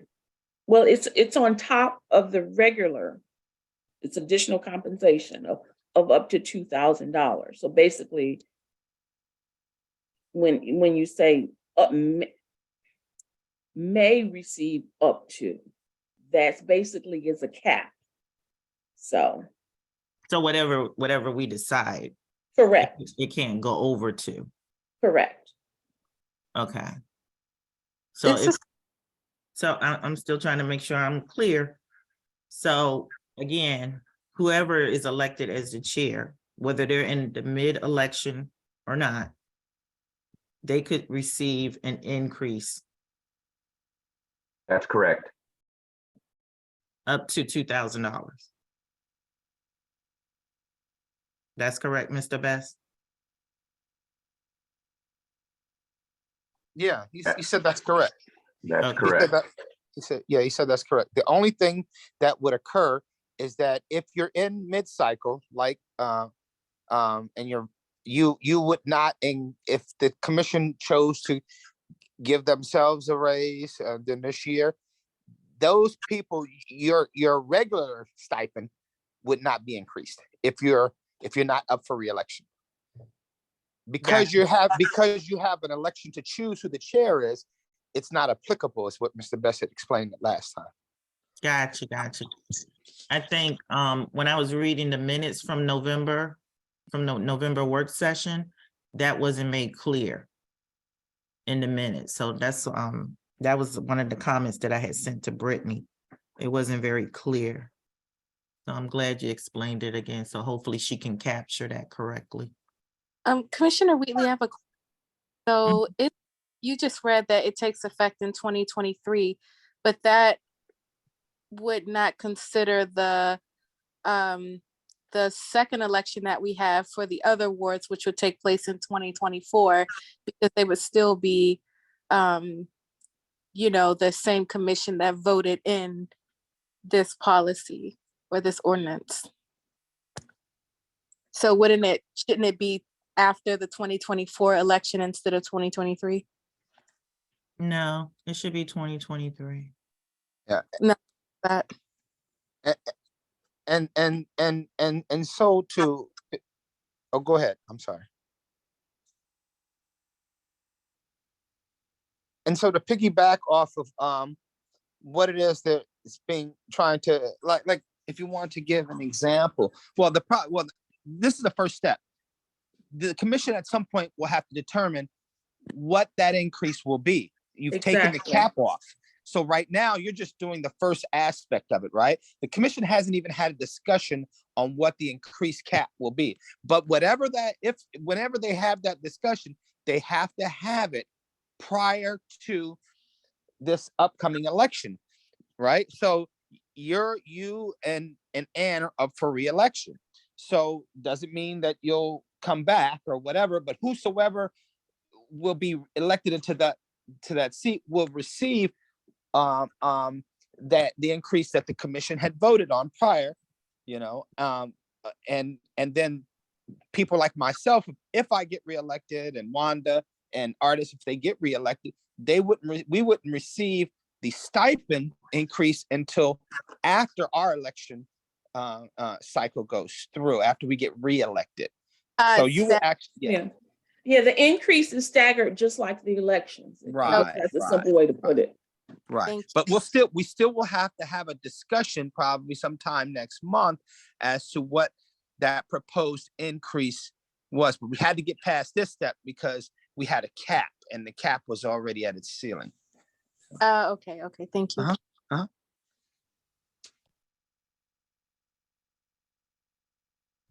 All right, okay, I think I read it already into the record. So now we need to have the hearing on this one. as Yes. well. So I'm gonna open up the discussion for public comments at this time in regards to Charter Amendment Resolution number 2022-02. Are there any public comments at this time?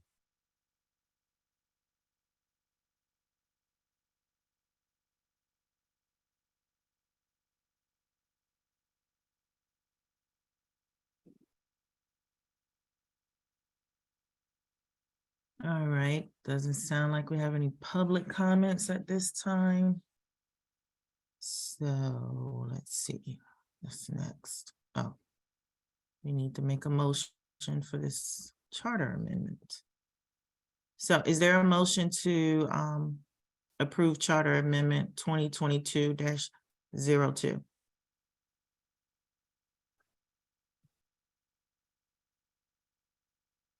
So moved. Thank you, Commissioner Armache. Is there a second? Givens, I second. Thank you, Commissioner Givens. Call for the vote. All those in favor, please say aye. Givens, I. Marche, aye. Yuri, I. Young, I. Thank you, Commissioner Young. Aye. Commissioner Wheatley, aye. Hearing no opposed or abstentions, the motion passes.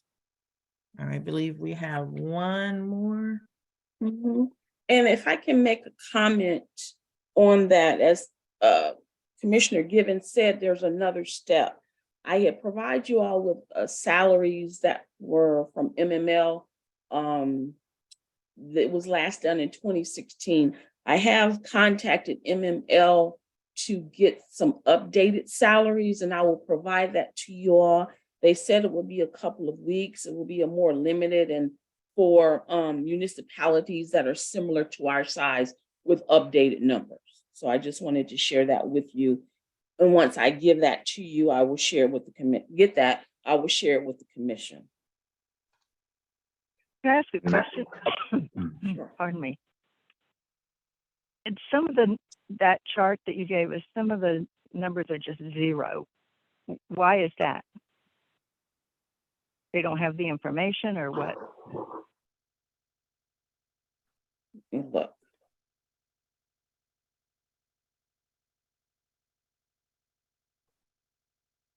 Did you hear me? Yes, I'm just pulling it up.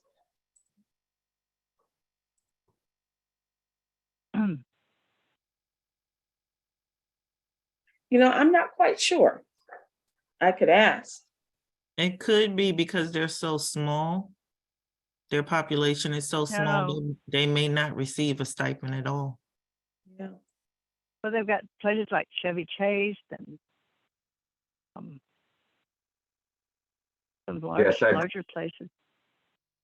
Having been a staff member of MML, Madam Chair, that is the case. Those zeros indicate that there is no compensation. And that's the case for the very small municipalities and sometimes the very affluent municipalities in the state. Makes sense. Thank you. Sure. Thank you. Ready? You want to go on to the next one, Carol? Yeah. 1 moment.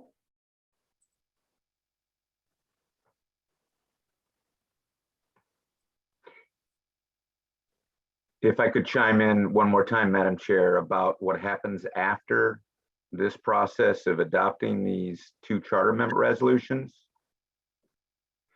is that 40 days will pass and there'll be 4 advertisements in a newspaper of general circulation on a weekly basis for the 4 weeks following the adoption of these charter amendment resolutions.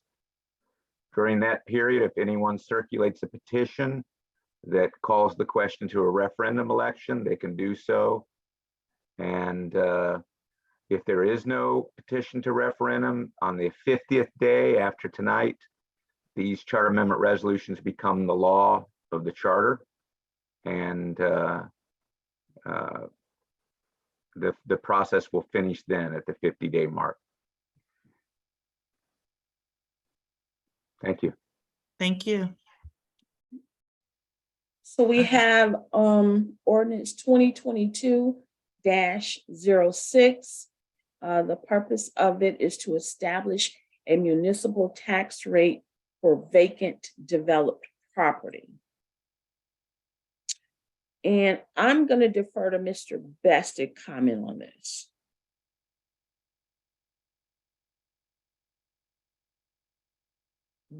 Well, When you comment, Kevin, could you just answer a simple little question that I can't recall what the answer to it is?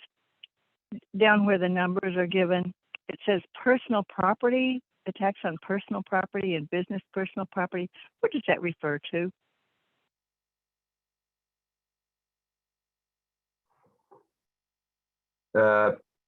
Business personal property in Maryland, municipalities can tax business personal property. For example, if you went out on Bladensburg Road to Mr. Tire, they have computers, they have furniture, I'm sorry.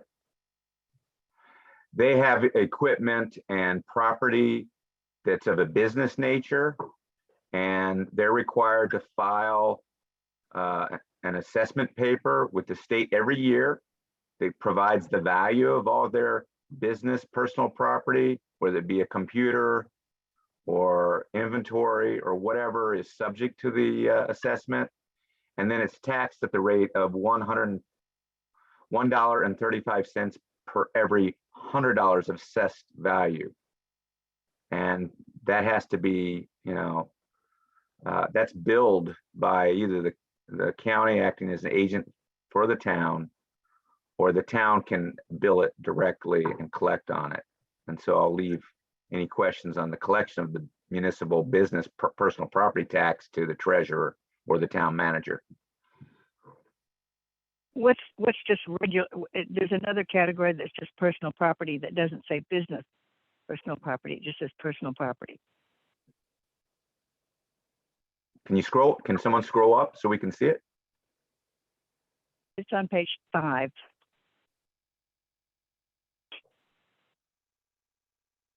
right, that's the page I'm on. I think that's a duplicate. Before- That's duplicative of the business personal property tax. So one of those should be stricken. That's an oversight. Okay, it's not residential. There's no personal property tax. No, municipalities are not authorized to provide a personal property tax on private individuals' personal property. Only Okay, so that businesses. should be- So what should be stricken? Personal The property. 4th line there that says personal property Okay, just by itself without business. It's redundant, so it's really a harmless error. But if you want to clean it up and make it more pristine, you can strike it.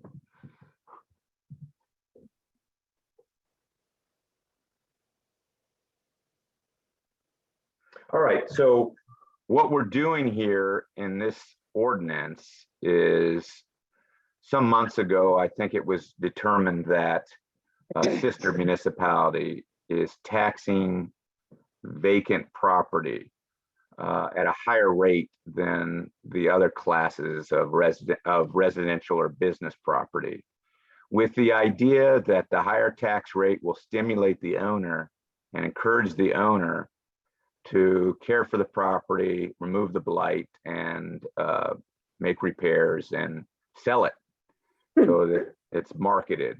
And if property is routinely marketed, it's normally cared for and not blighted.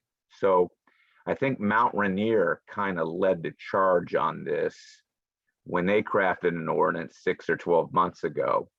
So thus far, Upper Marlboro has a very similar ordinance than the one you have now. And it accomplishes two things: the vacant property tax and the classification or approval, authorization of a third class of real property. Right now you have classes of real property dealing with residential and non-residential or commercial properties. And this town is typically, since you impose this dual classification system about 3 or 4 years ago, you've traditionally taxed at a higher rate the commercial properties, with the rationale being that residential property is more of a necessity. So the commercial property owner should bear the brunt just a little bit more than the residential property owner. By the same token, this will require those owners that don't care for their property or remove the blight who are taxing the town in terms of causing the code enforcement officer and the town manager and the police to deploy more often to get involved with that property, plus to administer the blighted property. There's been a vacant property ordinance in this town for several years. What this just dovetails with that ordinance and provides a tax, an increased tax for those vacant properties, vacant developed property.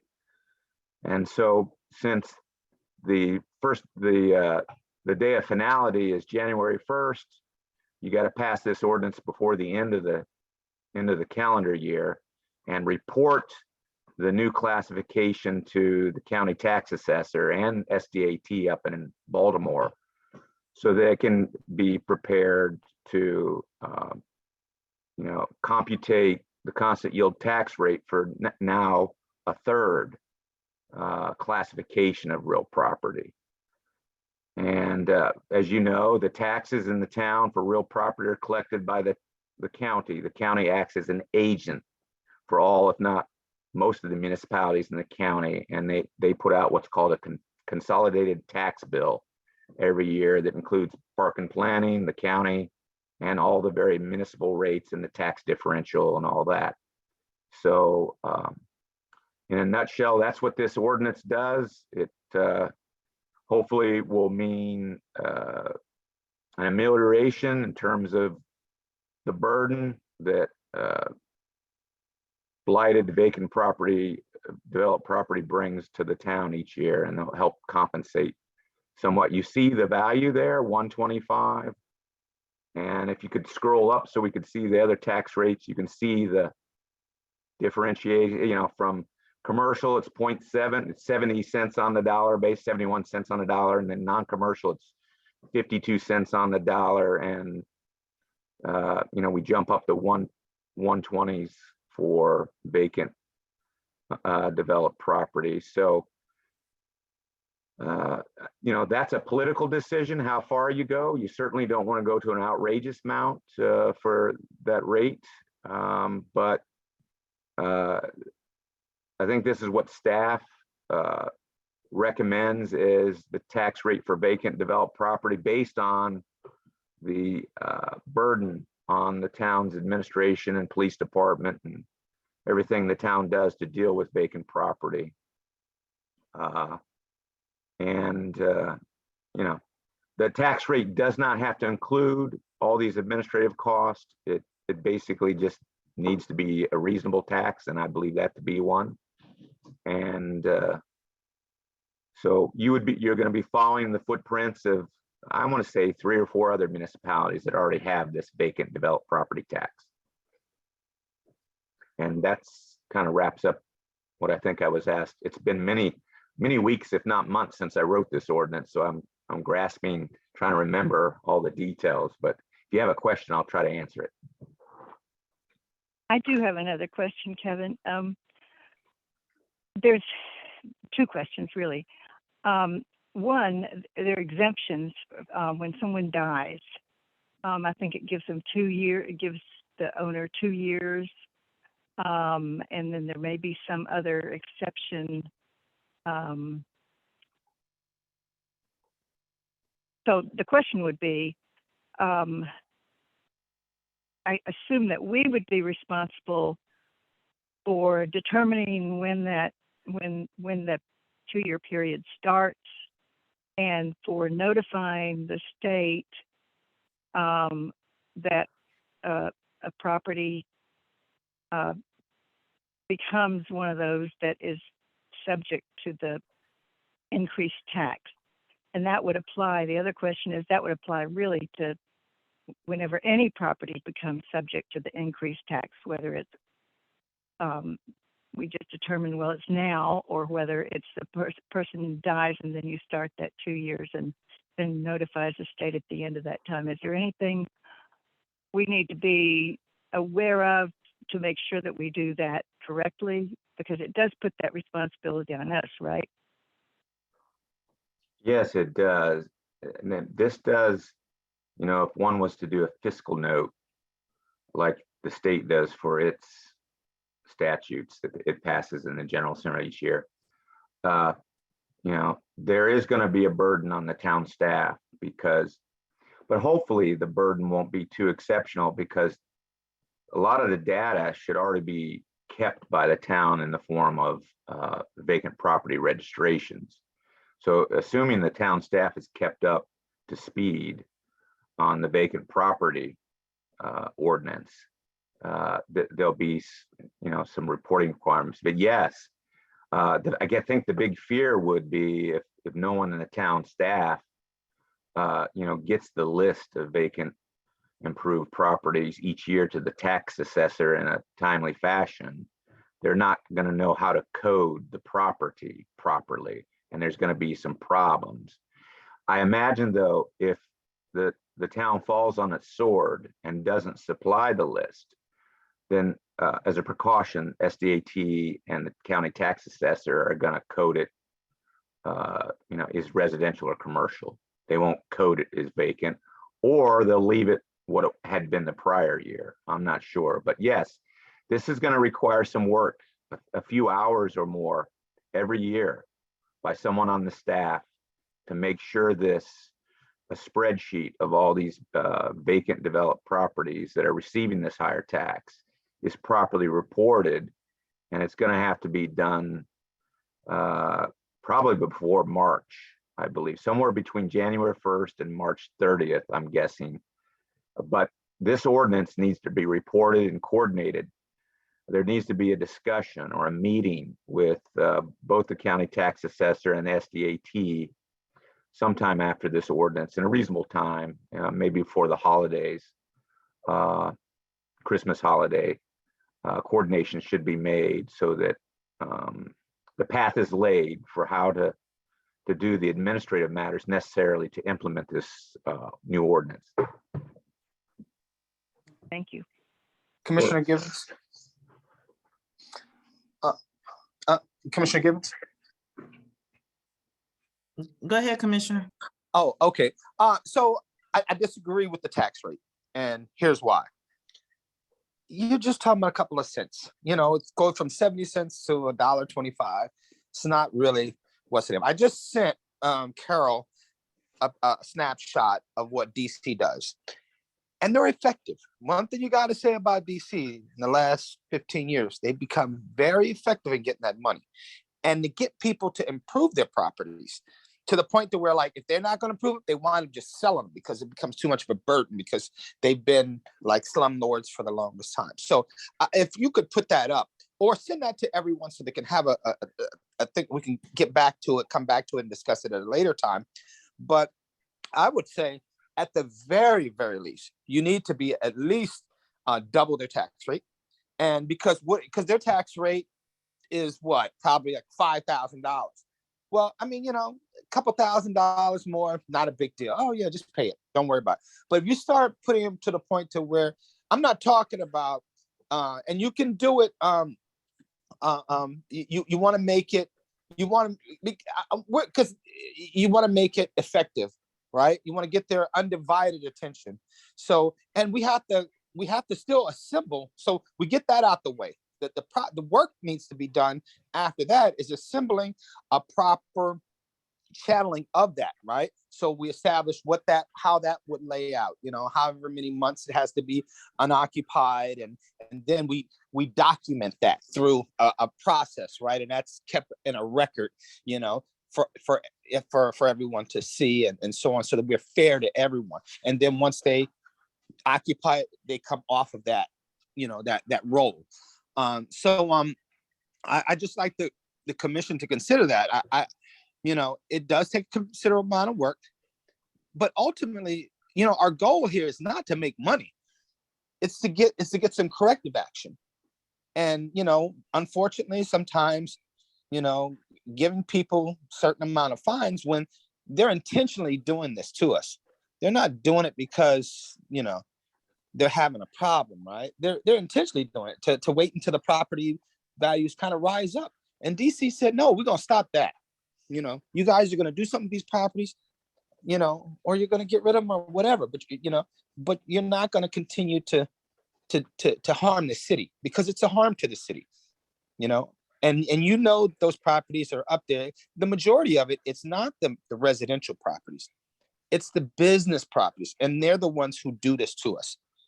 So I yield back, and I like for perhaps if we're not going to discuss it more in length tonight, we could discuss the tax rate maybe perhaps next month. But I definitely don't think it should be $1.25 over. I think it's 70 now. It's their regular rate, and then so is it $1.25 an additional, or that would be their tax rate? And that would be my question to Mr. Best or whoever wrote this. I wrote it, but it was just a ballpark guess where to set the amount so that it would be reasonable. Also realizing that it can be changed from year to year, and you needed to start somewhere. And but you're free to go ahead and change. I'm surprised you haven't seen this before and you haven't already discussed these tax rates, which are really political questions. Unlike fees, like fees for business licenses and such, you don't have to show the burden on the municipality to justify the fee. This is a tax. You have a great deal more latitude to set the tax rate. And you're right. If you want to go higher, that's up to you, but that's a political question for you all to decide. I thought maybe you'd hash this out earlier, assuming this is the first reader or second reader of this ordinance. I'm not sure. Second. Well, now I'm very surprised, because it seems to me if it had gone through a first reader, that most of the debate would have been taken care of before the second reader. But you all are free to table it, and I'm just saying you're going to run up against the wall if you table it too long. You're going to want to have it passed and effective before January 1st. Madam Chair. Thank you, Mr. Best. I'm fine. If we want to discuss it tonight to raise the number, I don't have any objections to that.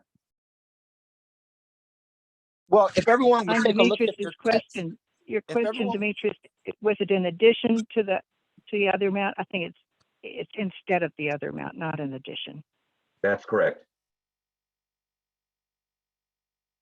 Carol, can you bring it up on the screen, whatever? Well, he Commissioner- sent me a text, and I sent it to all of you all via text. So let me see.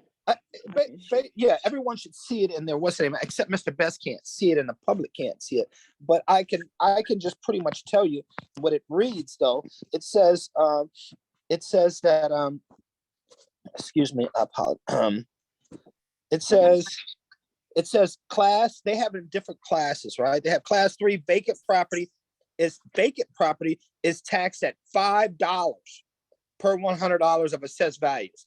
Class 4, which is blighted property, which is different, which is even like, run down, or whatever, is taxed at $10 per $100 assessed value. The DC code allows for exceptions that may allow a vacant property to receive a lower class 1 or 2 tax rate, provided that certain conditions are met.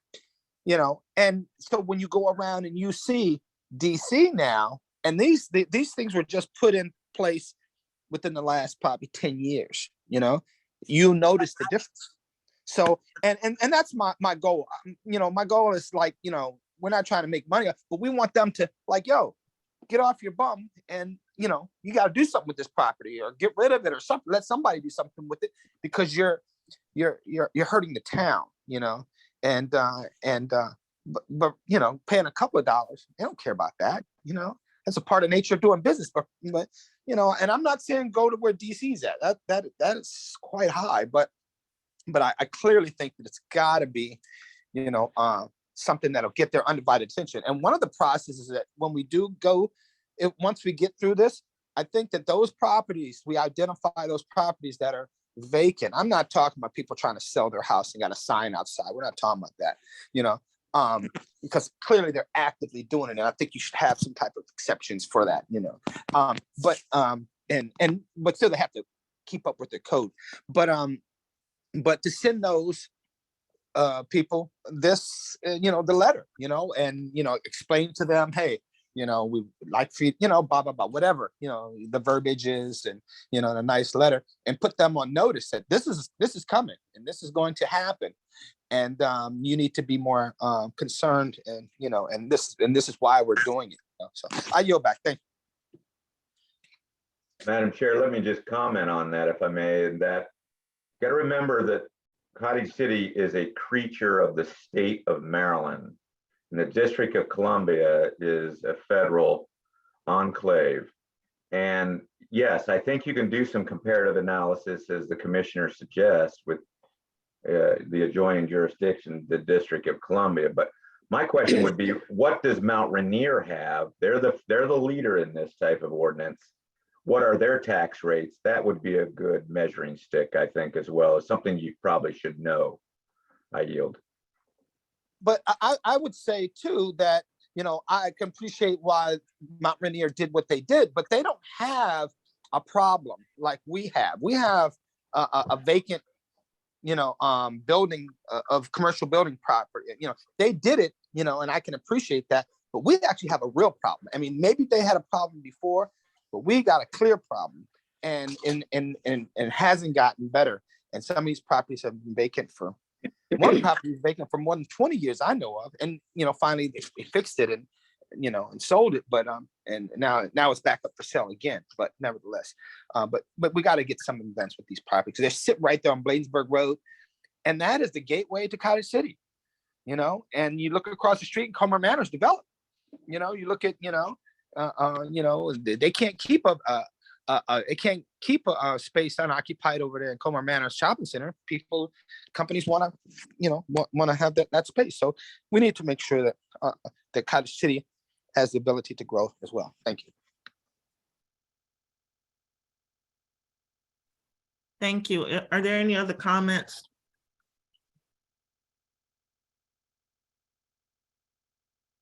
Just that, this is Commissioner Amashe, just that I agree that we should, the vacant properties make it hurt enough. And, that's it.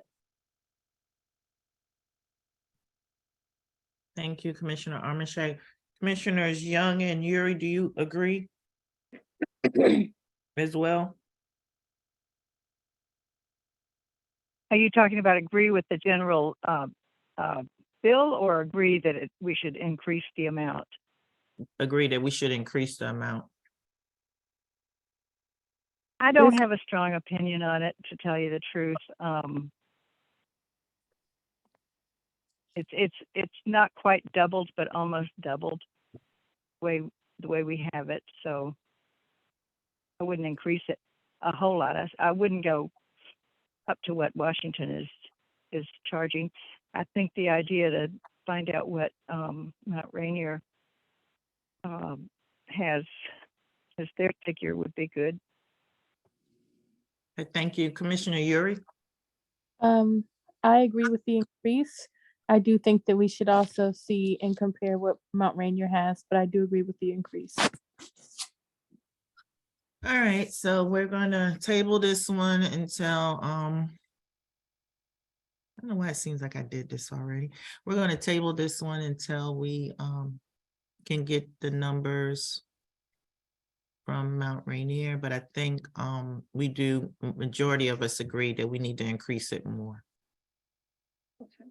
Okay, does someone have their hand up? Yeah, Chief, I do. Okay, go ahead, chief. You know it has to be 45 days after your vote before it goes into effect.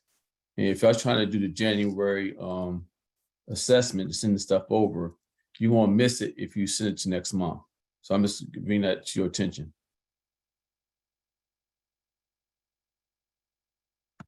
Okay, good point, thank you. What's going to happen is if you going to push it back, you won't have to wait till next year to actually have it assessed on people's taxes for So- 2024. So perhaps if you guys want to, you can pass it as it sits, but then throughout the year, you know, go ahead and work on an increased number that everyone can agree to, and then re-notify them that that's going to be increasing the following year. You know what I'm saying? You want to get their attention. You want them to start to respond, you know? And so I don't necessarily disagree that we maybe take some action to get something done this year, but then reassess it in our following calendar year. Thank you.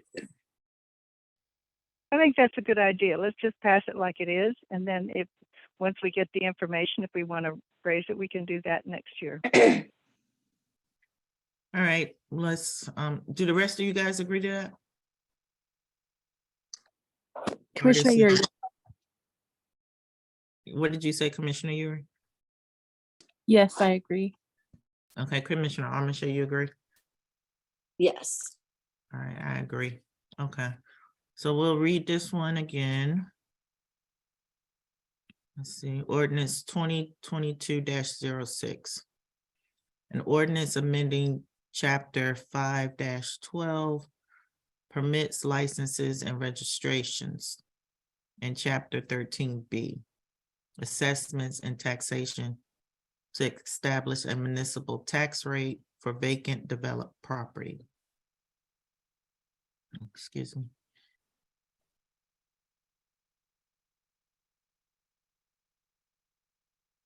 You want me to read the numbers? It might be just, I would say, read the vacant developed property. No, let me just chime in. These numbers, and I should have chimed in earlier, these are just numbers for informational purposes. When you establish your budget during the budget cycle, that's when these numbers will be solidified. So this information is just here for basically informational purposes. So no need to belabor it any further. Okay. So we don't need to read the numbers. Correct. All right, good. Is there a motion to approve? So moved as read. Thank you, Commissioner Givens. We Is do, there a second? excuse me, we do need to take out the line that has just personal property.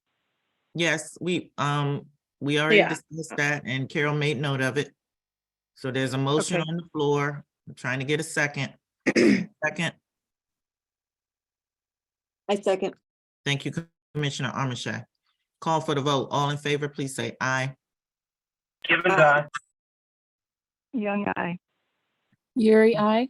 I'm O'Shea, aye. Wheatley, aye. Motion passes. There are no nays or abstentions. Let's move to our next item.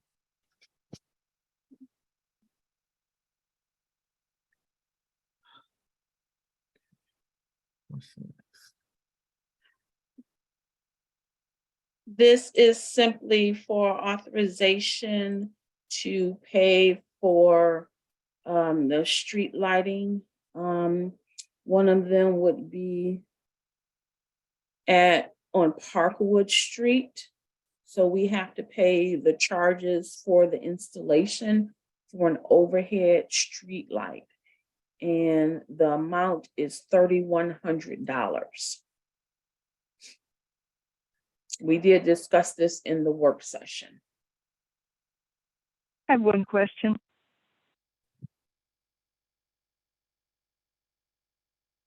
Shall I go ahead? Yes. Is that amount, I was walking down that street today and I'm assuming that the light's going to be put on an existing pole. Is that correct? Or is it a whole new pole at a different place? It's a whole new one. A whole new pole? Yeah. Is that correct, Greg? Oh, he's off. But yeah, my Because understanding it's, go ahead. there's already a pole that's within 6 feet of where this is talking about on Parkwood. So I think it's just adding a light to the pole that's there. But I just wanted to clarify that. Greg, do you know? He's not, he had to go. He had an emergency. Oh, okay. Well, I mean, it's not a earth-shaking one way or the other. I just thought I'd ask since I was walking by there, and I figured it would probably be going on this pole that is right about at the place that's described.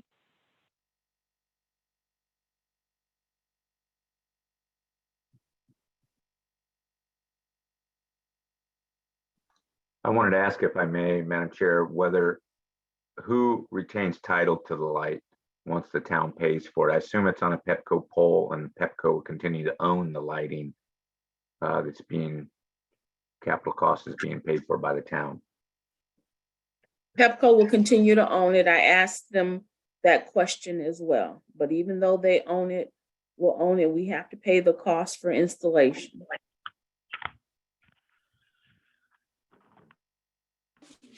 God damn.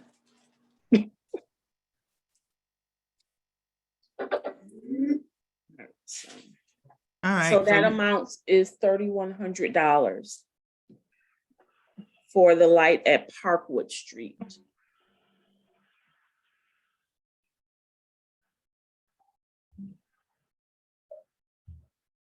Do you want me to share this? And that's the bigger one, right? I think the other one is the bigger one. I can pull that one up too. no, this is the bigger one. We went through this before. Is it? Okay. And this is at a place where there's a sort of a dark spot on the street, and one of the residents had complained about that. I'm pretty sure is what led to this. So it basically illuminates a dark place. Here's the other one. The other one is $4,092. So this other one is the bigger one. And that one is for Cottage Terrace. I don't think so. I think the one on Cottage Terrace is the shorter, sort of fancier one. That probably includes putting in the whole fixture, whereas this just involves, on Parkwood, just involves putting in a light on an existing pole. I'm sorry, when you said bigger, I thought you were referring to the price. I apologize. I totally misunderstood when you said bigger. Bigger, I thought you were saying bigger amount. You are correct. I apologize. The pole is bigger, but the Right, price is right. less. Yes. That's not really what I was asking, but it's okay. We can move on. Jesus. Let's see. So it's 3,100, and what's the other price? $4,092.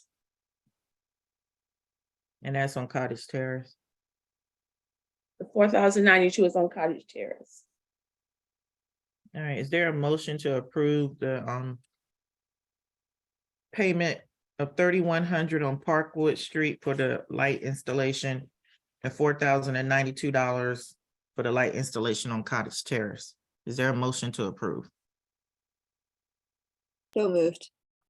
Is there a second? I'll second. All right, so the motion has been made by Commissioner Amashay, seconded by Commissioner Young. Call for the vote. All in favor, please say aye. Aye. Young, aye. Wheatley, aye. Commissioners Yuri and Givens.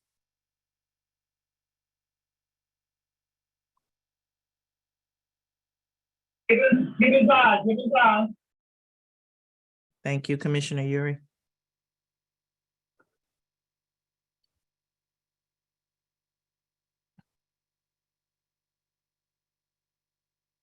Commissioner Yuri, are you opposing? I'm sorry, I said aye. I don't think you heard me. No, you were muted. Okay, so the motion passes. There are no nays or abstentions. You want to move on to the, what is it, high Storage bay. pressure? Yeah. Whatever that, it says street light, high pressure sodium street light. No, we just did those two. They're the same. Those are just the pictures of them. Oh, well, maybe that would have helped if you would have brought the picture up more so than the invoice. All right, let's move on to storage bay then. Okay.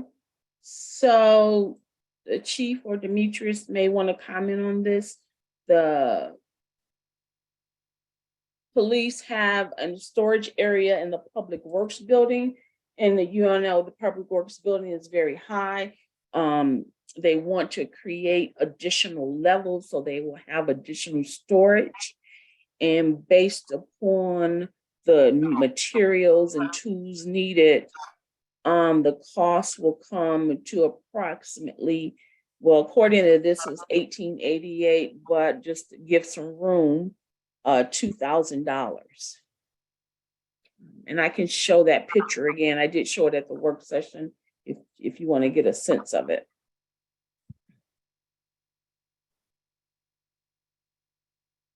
It would help to show it for the public. Okay, one moment.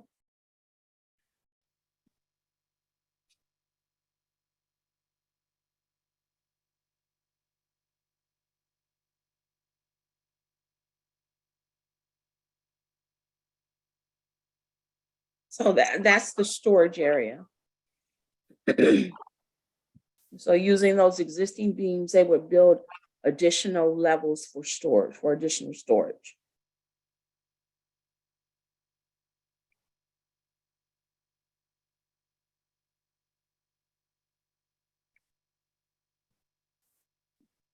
What's the cost?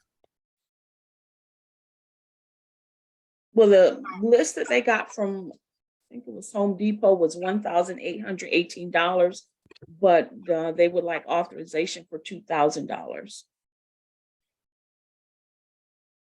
All right, is there a motion to approve $2,000 to add the additional storage to the police bay? Givens, so moved as read. Is there a second? I second. Motion has been made by Commissioner Givens, second by Commissioner Armache. Call for the vote. All in favor, please say aye. Givens, aye. Young, I. Yuri, aye. Marche, aye. Wheatley, aye. There's no nays or abstentions. The motion passes. Let's move on to the next one. Okay. So the next one is a proposal from American Landscaping. As you all may or may not recall, we did get a grant from Chesapeake Bay Trust to plant 33 trees. So this will be paid for with grant money. And this is just authorizing the proposal that we received from American Landscaping for $4,719, basically to plant 33 trees and do any stump removals as well.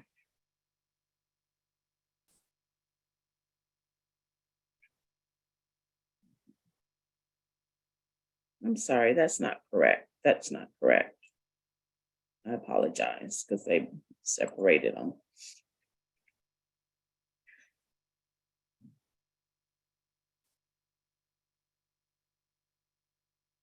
The total is $19,651.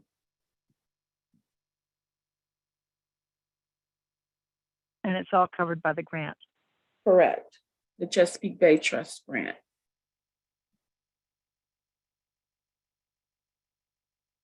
I move we approve it. Give me that total one more time. 19,651. No, that's, yeah, 19,651. And this is to purchase how many trees? 33, purchase and plant.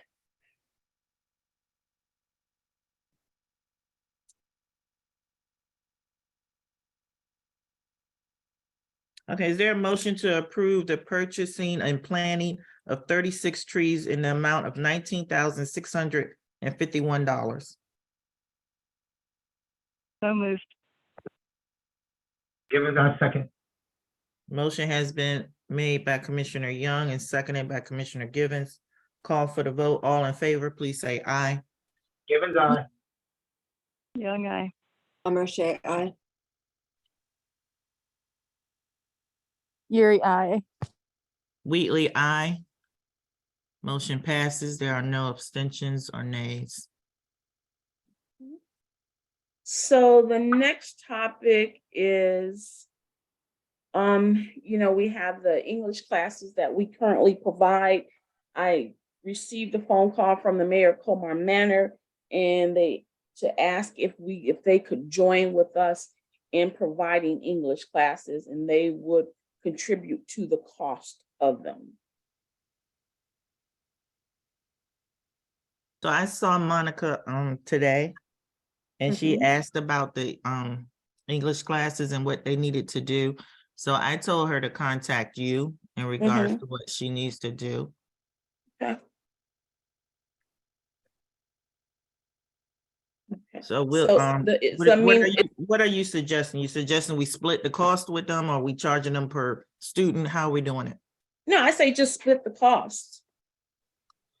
Yes, so I'll say this, when we decided to do the class, we never really went to Cottage City residents, but we weren't very strict on it being limited to residents, because the enrollment was still kind of like, under 20. So, one teacher can handle that. I'd say if the enrollment goes over that, then, maybe we can charge, but honestly, it's still under that. So I don't think that it would be, too much of a burden on the teacher if we could offer that resources. I mean, does that make sense? Because we kind of opened it up to everyone anyway. So are you saying not to charge Comar Manor? I mean, I don't personally think it's necessary. It's a resource that we kind of had open to the community, so. Do other commissioners agree? I don't agree. Okay, that's Commissioner Givens, I believe, doesn't agree. Commissioners Armache How and much Young. do we pay? How much do we pay the teacher? 75 per class, I think. $75 per class.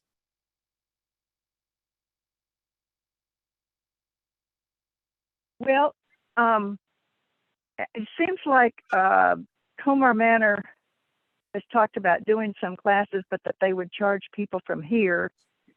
So it's I could go either way. If we use this as sort of a bargaining chip to get free things over there, that's one thing.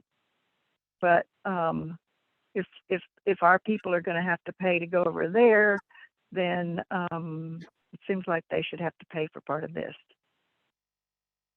So I think the other thing you might want to consider, Commissioner Yuri, is that I know in the past, if you've asked for extensions and, to your class, I mean, I think this is a great opportunity to be able to maybe get the funding to be able to do that. And so I wouldn't be, opposed if we were splitting the cost to make the classes longer. And I think the other commissioners would probably agree, because it doesn't increase Cottage City's payment, but it would actually increase coverage. So I yield back. I see what you mean. Like if we were extending it throughout the year, it could be a better bargaining reason for that. Well, I wouldn't say throughout the year, but I would say that, I mean, how many weeks is it now? I'm not sure.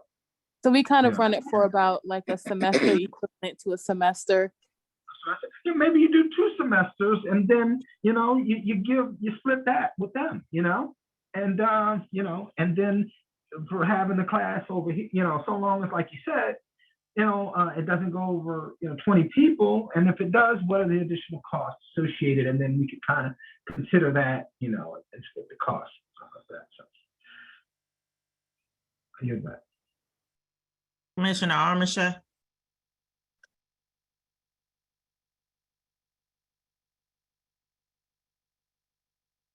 Uh,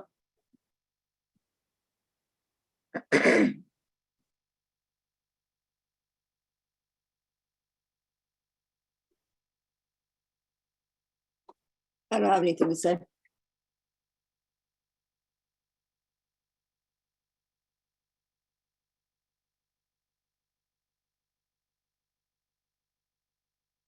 You don't have anything to say on whether or not we should charge Comar Manor?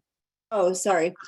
I think, I mean, especially if they're offering to contribute and they would like to collaborate, I think would be a good idea. If it's going to mean significantly more students, then we might want to also pay the guy a little something more. So maybe it could be both towns pay 50 per class or something. But that seems like what would make sense to me.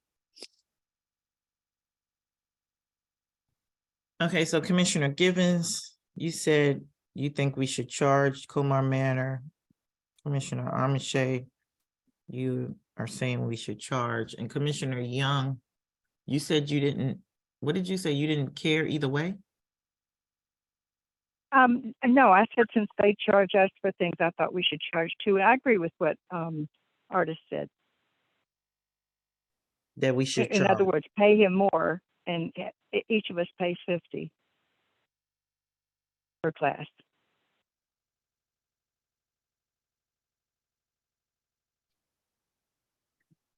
Well, we don't know how many students are going to sign up right now, so I'm not saying that we Well, pay. that's true. That's true. We don't know Yeah. how many people are going to sign up. So I think we need to wait and That's true. see.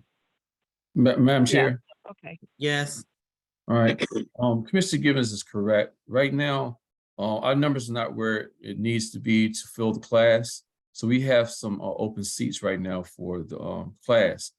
I think, we would benefit by having the class longer because I know the people that are in it. I know two of the ladies, they really enjoy it. They really learn a lot, and to have 2 semesters of it, it's going to be ideal for them to actually prosper with the English language. So my suggestion is, we already put our money into the budget already for our year. Let Comar Manor pay for the other semester.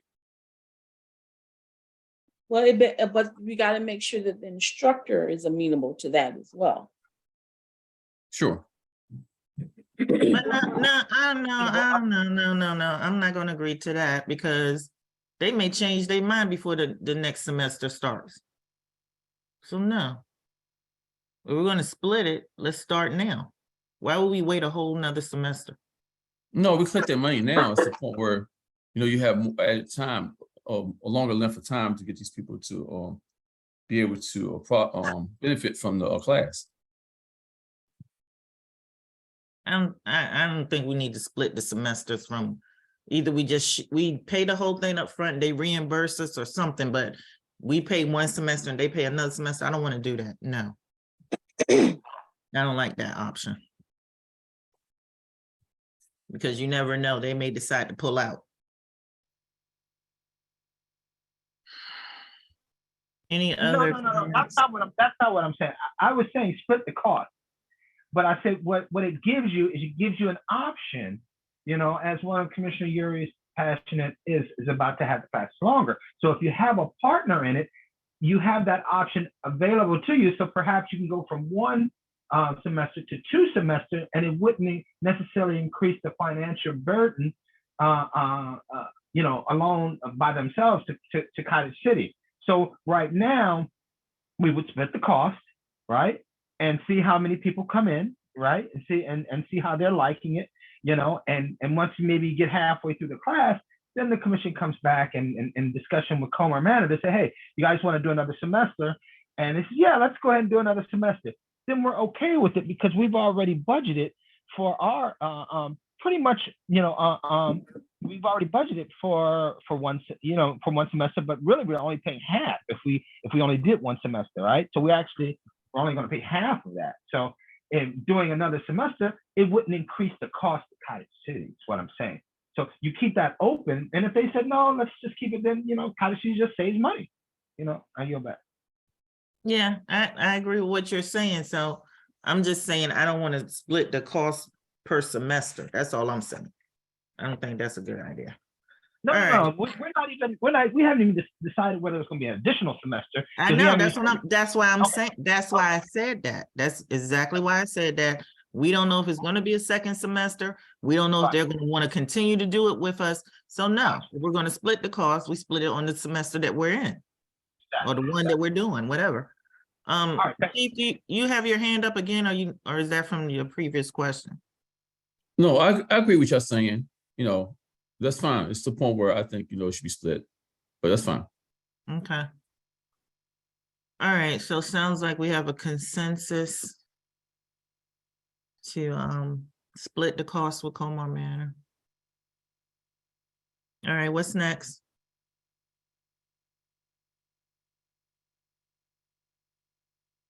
Carol?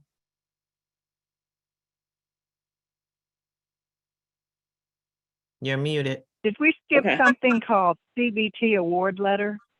No, that was just reminding you all that we got that grant and that's what's going to pay for the trees. So I just put it there if you all wanted to see it. Oh, So okay, we thank don't need you. to really go over it. I want to give an update on the USDA grant, which we applied for. It provides, we applied for it to pay for a police vehicle. It would cover 75% of the cost. However, due to a delay, a problem with local microchips, we were not able to get the 2022 model. It's no longer available, and we must now order a 2023 model. As a result, the price is going to go up by $7,000. We mentioned this to USDA, and they said since we did notify them of the change and we didn't max out the $50,000 grant allowance, we can ask for additional funding. And we are waiting to get the new cost proposal from Apple Ford to give it to USDA to cover that additional cost for having to get a 2023 model as opposed to a 2022.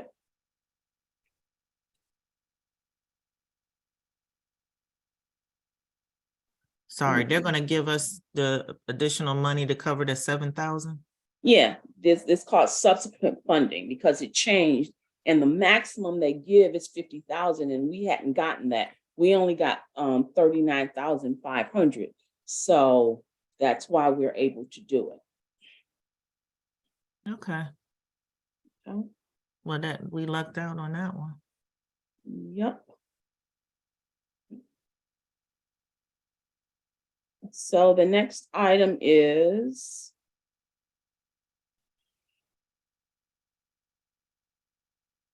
the State Highway Administration had a visit here in Cottage City.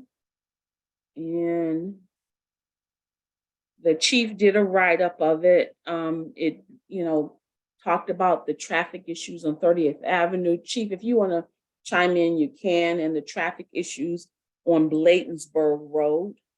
And that they would work with us in terms of addressing some of our traffic problems. One of them was getting signage and crossing devices to make 2 crosswalks safer for pedestrians on 30th Avenue. The asphalt on 30th Avenue near the Metro bus is damaged, and he will a work order by SHA will be placed to replace the asphalt with a concrete slab. And we also mentioned the heavy commuter traffic on 38th Avenue. And there was a request to install no parking signs on the southbound of 38th Avenue. Okay. And the gentleman, Mr. Campanides, stated he will submit a traffic study request to see if the speed limit could be reduced from 30 miles per hour to 25 miles per hour on 38th Avenue. And then in regards to, excuse me, Bladensburg Road, they mentioned that they have a large project that will address traffic issues around the Peace Cross, and they will be rebuilding those plans in the future. Regarding the Dueling Creek Bridge, he stated it was in the design phase, and it may be a few years before the project is completed. Any questions about what I've shared? Or Chief, do you want to add any commentary? No, no, you pretty much summed it up very well. Thank you.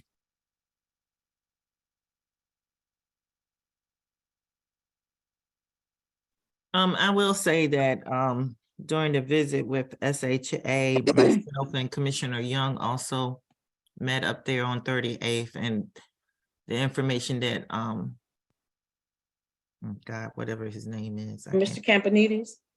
Campanides, what he shared was it was helpful, it was insightful. I was happy to hear it. The one thing that he shared in addition to 38th was the situation with the pedestrian bridge on Bladensburg Road on our side. Based on the time schedule that he currently has, it's going to be another 3 years before they get through the permits and the design and everything. He said, I think he said like 18 to 24 months for the designs and the permits, which they can do that simultaneously. But then he said it's going to be an additional 6 months before the construction actually takes place. So that's why you're looking at maybe another 3 years, which is for me unacceptable. And I know that we've talked about sending a stronger letter to, I don't know if it was the deputy secretary or someone, who is it? The deputy The secretary? administrator for the Maryland Department of Transportation. Okay, so at some point we need to get that letter over to them. And I don't know if you have started working on that letter yet or not. Yeah, it's on the screen. Okay. So, and I wrote this letter and I can change it because coming from the port towns, because I think it would have more impact coming from the surrounding impacted communities. If not, we can just do it singularly. And we basically are stating, I don't know if you want me to read it, it's a page long. We are writing as the elected leaders of the port towns, which are located in Prince George's County and situated along the Anacostia River. The matter we want to bring to your attention is the need to fund the construction necessary to repair the southbound side of the Dueling Creek Bridge, which is located in the town of Cottage City. The ongoing disrepair of the Dueling Creek Bridge has created pedestrian and traffic hazards. The sidewalk and right lane of the bridge have been unusable for 2 years due to barricades that were put in place 2 years ago as a result of safety concerns. This was done after the bridge had been closed completely for 1 year prior to that. Pedestrians are forced to walk in the street or cross the street. The barricades create a bottleneck, which in turn causes traffic backups and delays on Bladensburg Road, which is a major roadway to and from the District of Columbia. Due to the congestion on Bladensburg Road, 38th Avenue, which is a feeder street, also backs up at times for up to 1/4 mile. Our community has had to contend with unsafe conditions on Dueling Creek Bridge for a minimum of 3 years. Prior to that time, the bridge was slated for repairs that were delayed for a number of years. Due to the delay in repairing the bridge, more deterioration occurs, which caused the need for more extensive repairs. Prince George's County originally had funding and began to replace the structure in 2021. But slope failure in the vicinity of the piers was so extensive, the priority was shifted to stabilization of the embankment. Therefore, Prince George's County could not proceed with their planned design due to the erosion of the slope caused by a drainage issue, which must be addressed by the state. In its present state, the Dooling Creek Bridge is in such disrepair that a new bridge must be redesigned and a 50 plus feet of slope repair is needed. It is our belief that the deterioration of this bridge would not have been as extensive if necessary repairs were done years ago. Due to this neglect, the work necessary to restore the bridge has escalated. We were recently informed that work may not begin until 2024. In addition, only the design of a new bridge is funded. No funding for construction has been budgeted. This is unacceptable. Given the state of the bridge, it is our belief that the southbound side of the Dooling Creek Bridge must be given priority consideration into the timing and allocation of funding. Could I add something? Sure. This is,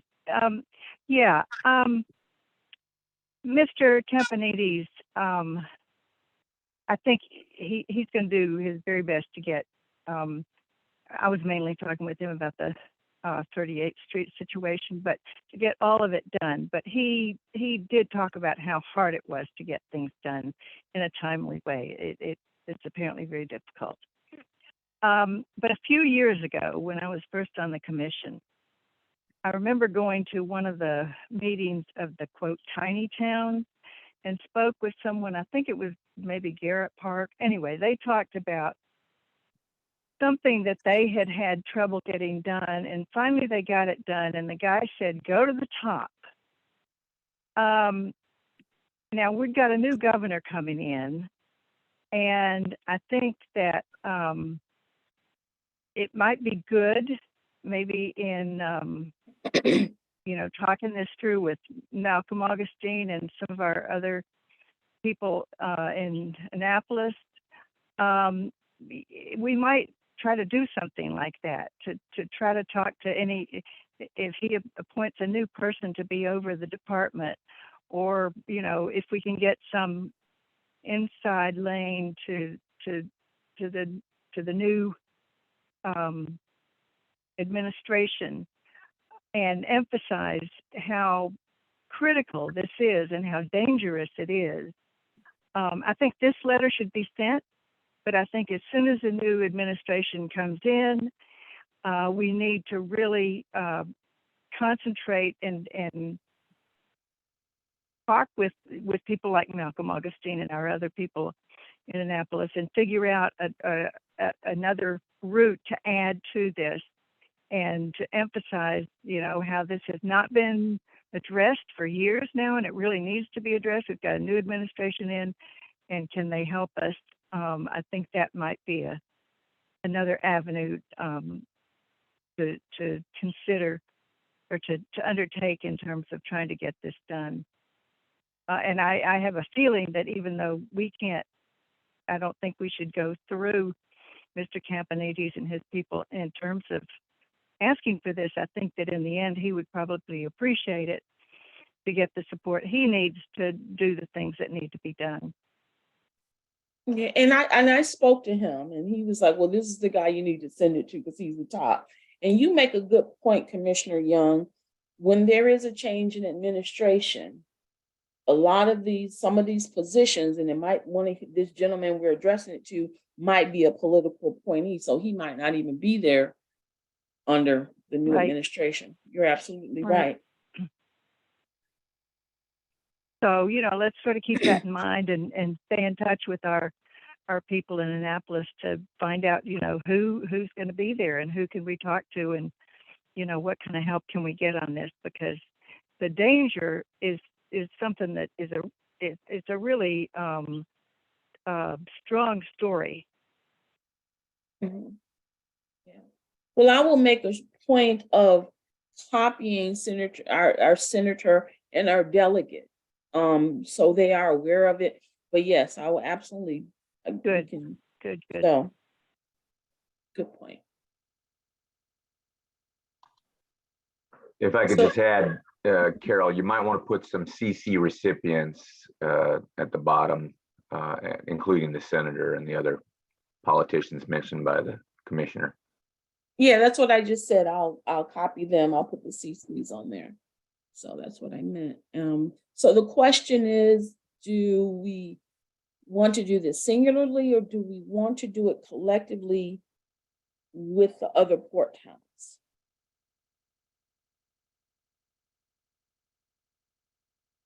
If we can get the other port I think towns we need to speak for agree, ourselves. I think we're stronger with more municipalities. Let's do both then, because I don't want to get hung up by, I mean, what Tomar Manor has to get done is that, I can't remember which is by the state and which is by the county. I think we're by the state and theirs is by the county. Correct. Theirs is So, park and planning. Their bridge is park Yeah. and planning. So I don't want to, I don't wanna know, get- I know the mayor of Comar Manor wants to do a joint letter. I know she does. She's already talked to me about it. well, let's approach it from two avenues then. Let's do that. And let's also have a separate avenue that goes to our own issue. But this letter is about our issue. I don't understand. Yeah, and that bridge affects the region. It's not Yeah. it's just not us commuting over that bridge, but Bladensburg people are crossing it, as well as the other Port Town people are crossing that bridge. So it should be collective. I think it shows a stronger united front by doing it as Port Towns. I think that's true, but we need to identify someone that they communicate with, and I think that we would like to keep that rather than it gets sort of lost in a group kind of thing. So, I mean, I can put a line in there, to say, to facilitate future discussion, please contact, and we can put Cottage City to make sure that that line of communication is directed through us. Is that what you're saying? Yeah, I just think that when there's one person or one place that the communication goes through, it's likely to be quicker than if it has to go through several different people. Okay. I don't object to supporting them and getting their support on it, but I just think that we should be the ones who have the communication, and that we don't need to be delayed by having to get other people on board and in agreement on various things. If we want to get it done more quickly, that's just my take on it. We could say these other towns support us in this and they also have concerns of their own or something like that. We can say that, but the fact that the mayors of the other towns are willing to sign this letter has greater weight.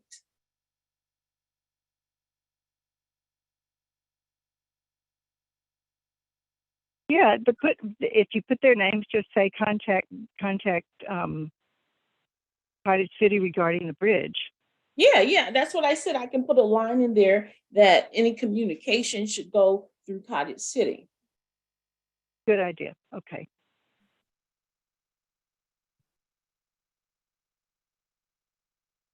All right, so we're finished with this discussion, right? We're finished with the bridge. I got a quick question about public work, state highway. Did you find out about the lights on the bridge that separate Comar Manor, Cottage City and Bladensburg, as well as the lights on the bridge at on 38th? No, sir, I forgot all about that. And I noticed that too, and I forgot to tell him, but I can send an email to him with permission from the town manager, telling him about that, because I did notice it a couple months ago, and I was gonna bring it to his attention when we were out there, and I forgot. That was my fault. Can Okay, you, thank, can you explain what you're talking about, the lights on the bridge? What are you talking about? the lights on the bridge are out. They The burnt street, out or the street broken. lights? The Yeah, street- Yeah, yeah, lights are out on the bridge. yeah. Oh. And you know, it's a light out on Cottage Terrace up there by the town hall, because when I was coming, I was going out of town, and when I rode past the town hall, as soon as I got past it, that street light went black. So I don't know what happened. Yeah, Corporal Thompson as well as Officer Perez. Once a week we do night assessments for Mr. Pinckney, and we give him a list, and he turns that list over to Pepco. Okay, well, tell them that the light on Cottage Terrace in front of the town hall is out. Okay, I'll take care of it. Thank you. And there are two lights on Danielle Street on the corner. They go off and on, but a lot of times they be more off than on. That's when they're indicative of burning all the way out. Yeah, those. That on the was list. called in. Yeah, that was called in. Yeah, that was called in. Okay, thank you. All right, so where are we now?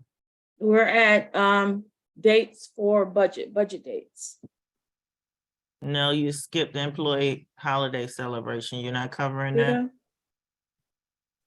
I? Okay, so the Oh, employee, Let me speak to, before you get too deep into that, let me speak on that just real quick, just to put it out there in the atmosphere.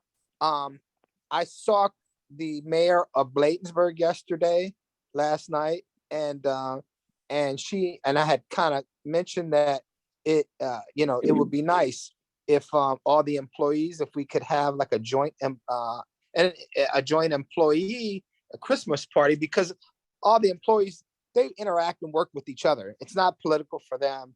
It's like, they're all there to get the work done, and they help one another. And and we have these Christmas parties for the employees. They're not for us, right? So whatever our issues are with other towns are not relative. So she thought it was a great idea.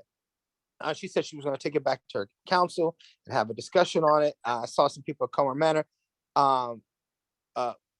That they weren't on the commission anymore, but they're not on the council anymore, but they thought it would be a great idea as well. So I'm not sure where we sit or where Edmondson sits, but and if we can't get it done this year, then perhaps we can look at it for next year. But I think it's something that we should begin to consider, because if we're doing a Christmas party, it's about them, not about us. So I yield back. Thank you. well, to that, I would say, I would run that by the staff to see if they're amenable to that, since it's about them. The Oh, question was, did they even want to have the party? Right, yeah, Did you find that out? yeah, I did sheets and solicited input. So the majority want to have a party, have during work hours. That was the majority. Some wanted it after hours, during lunchtime. So that's what was decided. So You said majority wanted to have it during hours, at work, or after hours? I was confused. At work. That was the at work. majority. Okay. Some did want it at, but the majority was at work. To have a catered lunch. That was the majority. So they want to have it catered versus going out to a restaurant? Well, some said catered, some said restaurant. So now I have to narrow down, okay, most of it was lunch. So, and we got suggestions on restaurants. Some people put both. They just didn't get the understanding it was one or the other. So I got to clarify that. Let me say what was done in the past, just as a suggestion or recommendation. We had coordinated with Comer Manor in a joint Christmas party, and you don't have to do that with Comer Manor. I'm just putting it out there what was done, and we all and so what it is essentially was a half a day, right? So they gave them a chance to go. So at 11 or 12, I can't remember. Greg could probably tell you better because he was here. 11 or 12, they leave. to go to the restaurant. Everybody has lunch and stuff like that. And then, you know, it's pretty much, you know, they're done for the rest of the day. They don't have to come back to work, you know, for an hour or whatever. You know, we Mhm. kind of just give them that latitude. And we budgeted for, you know, the anticipation of how much this would cost us, and we split the cost. I mean, we paid for however many people that we had, basically, and we kind of came up with a number. But it's up to you all how you want to do it. But that's just something we've done in the past, and the employees seemingly enjoyed it. So. Well, again, I think, you know, that's something I would float by them if they are amenable to that. I would take that suggestion back to them. Someone also mentioned to me that in the past, staff had gotten gift cards. Yeah, that's addition to that's separate from the what's that? That's like a bonus thing that we did. That's an addition to the Christmas party. Okay, all right. And And is we that usually would give something? them out. We would usually give them out at the Christmas party. If we didn't have a Christmas party, then I guess they gave them out whenever. But we Okay. would typically give them out at the Christmas party. Okay, got it. So yes on the Christmas party, but we have to work out the specifics, and I will ask them about their interest in doing a joint party. Okay. Okay, I think, if no one objects, maybe we can table the budget dates unless you have some dates for us. We can move that to December. Okay. Volunteers needed for Black History Month event. I've asked Brittany to put that, excuse me, in the newsletter and on Constant Contact. We did meet the Black History Month Planning Committee or whatever we're called.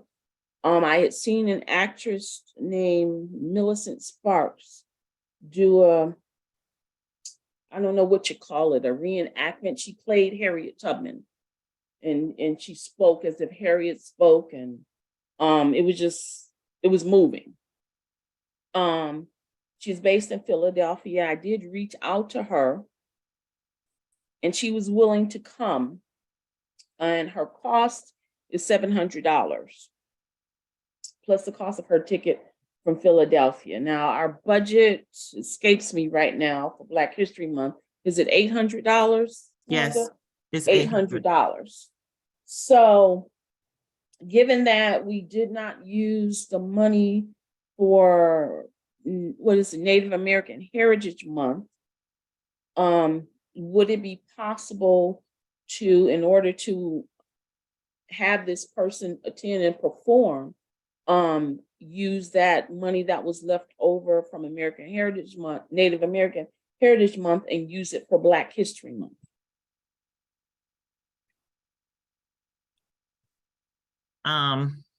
It's okay with me. I know I'm always the one saying, don't go over budget, don't go over budget. But, for this one, I think it would be worth it. And since we do have the money, that we didn't use for Native American Month, which is $600, I would be okay with this one time moving the money over to Black History Month. But I definitely would like to hear from the other commissioners to see how they feel about it. Well, We may I'll- not use all of it. We may not use all of it. Maybe like a couple of hundred. Yeah, I'll speak to that. It sounds very moving. So I've seen kind of something like that done, and it's you know, they usually kind of, I've seen them dress up and do it, and you know, and it's really almost like a play, right? Like Yeah, it's like a one-woman play. show. So I would, you know, just and I'll do it, even if you don't want to share it with Comer Manor. But I think that's something Comer Manor might be excited about as well, and sharing the cost. But even if you don't, I'd be on board with doing it by ourselves. And the reason why I said with Comer Manor, because you know, what I would like to see is to get more people, something like that. It sounds really exciting to have an opportunity to be exposed to it, right? And to get the word out, and you have more of a bigger venue, so more people can take advantage of it. And so that would be a great opportunity. And so, but again, I would reach out to them. My suggestion: reach out to them and see if they'd be interested and splitting the cost. If not, then I'd be amenable to doing it by ourselves. Thank you. I hear what you're saying in regards to they have much more space to put something like that on. Only thing, we all know that parking over there is very limited. So you have to keep that in mind, even though they have the room. We could do the bus. capacity. We could do the bus. Yeah, we could do the bus. We could do the van and bus, have them park over here and shuttle them. You know what I'm saying? And they could do that. We can shuttle our people over. You know what I'm saying? And whatever parking's available over there. So. Something to think about. Something to think about. I hear you, but and I don't know if this sounds selfish or whatever, but if it's something, that we're bringing this person in to do this one woman show, I'd rather for it to be done in our town. But I hear what you're saying. I do. I hear what you're saying. Let me ask you this about the parking. Don't they park in back in that behind that school or something now, as far as when they're having events? No, is that not available to them? Where the church is? Because they can't park in the church no more. Oh, can't. Oh, okay, then okay, that's all right. Thank you. Mhm. I'll add my 2 cents. I agree with you, Wanda. I like the idea of doing it in our town hall, and I would fully support getting the woman that you're talking about. Now, I guess this is something to ask Danielle, but my impression the last time I talked to Shirley was that she might still be interested in working on Black History Month. I'll speak to that. She actually contacted me and said that she was not available to do it this time, that she has a lot on her plate right now, and that she's going to, be a participant as far as a guest, but she can't assist with planning. She already contacted me. Ms. Barnett, you have your hand up? Yes, I wanted just to comment in terms of the venue. I think Comar Manor is a larger, I understand wanting to have it in the town, but it is a larger venue. And for parking, because they have events and other things, Maryland Park and Planning allows them to park on that. If you go into the park, like on the side of the town hall, they allow them to park all along that road and come up. It's a walkway that you come up from that into the town hall by the parking lot. So it's plenty of parking. And it's an agreement that Maryland Park and Planning allows them to use that, even for Breeze and other events. It's almost like an overflow, but the church does not allow them to park on the back. And while I have the floor, I just want to mention to the chief to keep in mind when he does the survey for the gentleman's tree, if it is a part of the town's tree, maybe that can be incorporated in terms of that grant and that tree proposal. Yes, ma'am. And that's exactly why we're doing it that way. Okay. Thank you. Thank you. Thank you. Any other comments from the commissioners? I have 2 commissioners who are in agreement to use the additional funds from Native American Month. One thing that just occurred to me, Irv Peterson used to participate in Christmas things and musical things. He's a musician, and he might be willing to do something like that again. I'm not sure. Yes, Commissioner Young, our committee has already talked about contacting Irv, so thank you, but yes, we're very much aware. So he's on our Sorry to list. interrupt. He's on our list. But I would like to Very hear from, good. I'd like to I hear from won't interrupt Commissioner. anymore. Thank you. I'd like to hear from Commissioners Yuri and Armache. This is Commissioner Yuri. I think taking reallocating the funds is fine with me. Thanks, Commissioner Armache. Yeah, that's fine with me. I do have a question, Carol, do you know is it a full length production?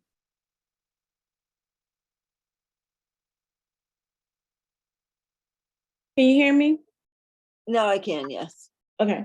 And sorry, I got kicked off Zoom earlier, so, well, you know, we can have that conversation with her on how much we want her to do, because I think she does have a lengthy one, but, you know, to accommodate our event, we can have that conversation with her. I haven't gotten into any specific details. I told her I had to go back to my committee, so I can ask that question. And then as our committee meets, we can determine, you know, what exactly we want from her. Okay, and my only other thought is, are there any other associated costs that we're not accounting for in this total? Like, isn't there often, there's some at least hors d'oeuvre type, appetizer type of food provided, or? Yes, I could speak on that. What we're doing right now, and they put me in charge for that, is to get extra money from the community, as well as getting African-American restaurants in the community to come in and do recipes to give people a taste of what their menus are. So they get to come and do it for free for us, but we use this as an advertising piece for those restaurants. And it's called the Taste of Our Heritage. And they be setting up tables where they let people come in. You know how you go to Costco, and Costco's have these little cups that people can actually taste different new items that are for sale and stuff. That's what they're gonna have. They're gonna have set up tables where you have little taste samples of their dishes at their restaurants. And we talked to like 4 or 5 restaurants, and they're very excited about doing it because 2 of them are brand new. They just opened up, and it's a good way to let people know they exist. And so that's what we're trying to do with that. Great. Okay, yeah, it sounds good to me. All right, thank you. Let's move on. But I guess I'm not clear what about the issue of joint with Colmar Manor. Should an inquiry be made? I'm not clear on that. Well, I mean, based on what Ms. Barnett said about the additional parking, and you know, you never know, we may get a big turnout for something like this. Maybe we should look at Colmar Manor for their community center.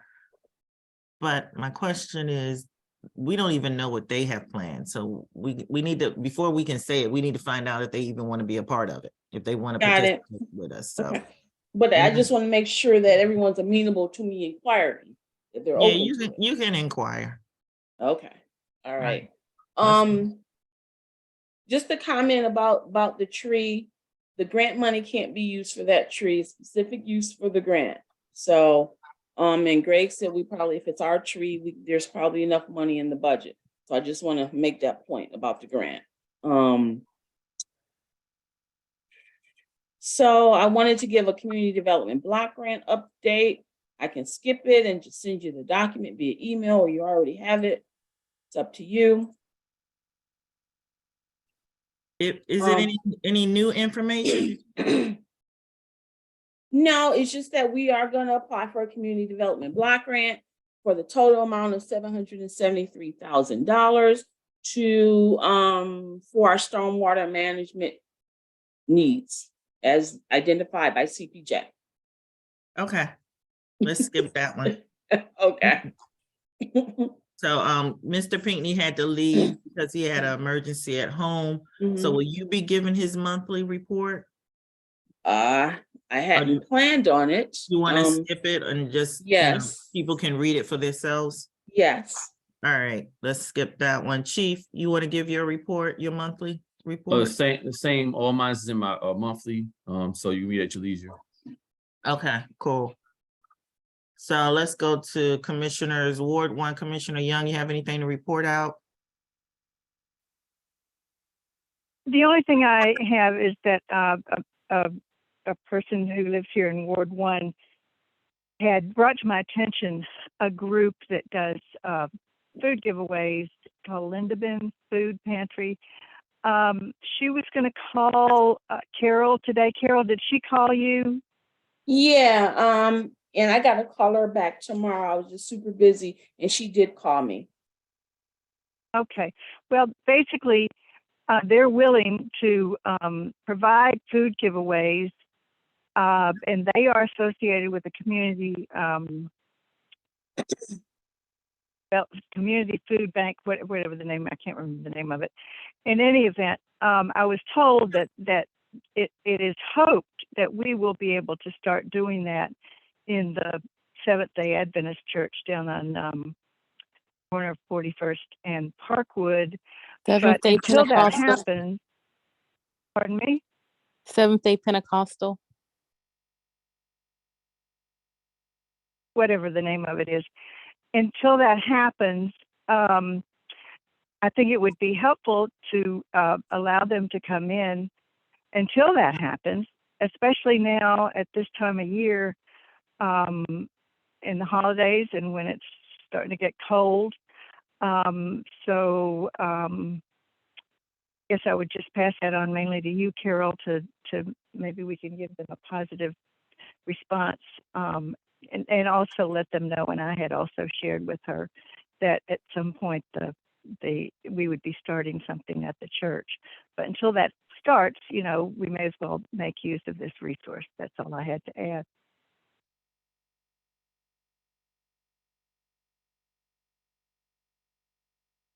I think people would appreciate it. Thank you. Ward 2, you have anything to report out? No, not at this point. Okay. So I did want to mention that Michelle from the Walkable, you guys remember we agreed to do jointly with Port Towns the Walkable Watershed grant. And we sent a letter of support. Since then, Michelle contacted me yesterday and she wanted to provide an update on the project. But in the meantime, she needs another letter of support. She's going to draft the letter. We just have to sign off on it. And so I told her before I said yes, that I wanted to run it past the commission to make sure you guys were okay with us sending another letter of support. And hopefully you guys are. You don't have any objections? I don't have any objections. Okay, thank you, Commissioner. No objections. Thank you, No objections. thank you. I'm sorry, I stepped away for a second. What, just in a few words, what is it again that you want us to agree to? The grant for the walkable watershed. Yes, that we fine, yeah, Agreed to do with Port Towns. thank you, yes. Okay, that's all I have. Commissioner Givens, you have anything you want to report out? Yes, if we can ask Public Works and the town manager to take a look at the alley on 43rd. That we used that alleyway to go when we did when the chief did the National Night Out. It's in desperate need of repair. So we should be able to put that on the list of things to do. That would be to take an assessment and get some pricing, and that we can bring it back to the commission, make a determination as to when and how they can get that done. And also there's been a couple of dogs that have been like you spoke about earlier. It's not just that dog that's in the that they were mentioning, but there's another dog here on Cottage Terrace. What I would like to do, and as a matter of fact, I think a couple of months ago I was talking to Commissioner Armache about it, and we were both looking to try to figure out whose dog this was. And, we got to make sure that at the very least, I'm not saying the dogs don't escape because they escape, but it makes no sense if we don't know whose dog it is. So if they got to be tagged, had a collar with their address on it or something, or phone number, that would be much helpful, especially because if we're able to, you corral the dog, at least we can make a determination as to whose dog it is. And I was talking about a little smaller dog, so I'm not, looking to catch no German Shepherd or anything like that. But so that I think that we should make sure we do that, and also make sure that we put things like that in the newsletter, so that people will be aware. Like, you need to get your dog tagged, with his information, so that in the event he escapes, that we can ensure that we get back, get your dog back to you, and ask that you, and then continue to monitor that. Because I was running around asking like people, even Perez, whose dog is this? And people didn't know. So anyway, I digress off that.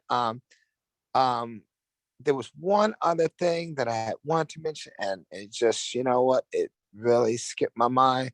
But I guess I'll have to text it to you. So I yield back. I yield back. Thank you. Thank you, Commissioner Yuri at large. Would you like to report anything now? Yes, I wanted to follow up on the pothole on 38th Avenue. We were supposed to contact the State Highway Administration, but I see the pothole is still there and large and gaping. So I'm not sure, Ms. Richardson, if you've heard back from Mr. Pickney, or if you could provide an update on that. If not, can you please push it forward? Yes, I will follow up on that for you. Thank you. That's it for me.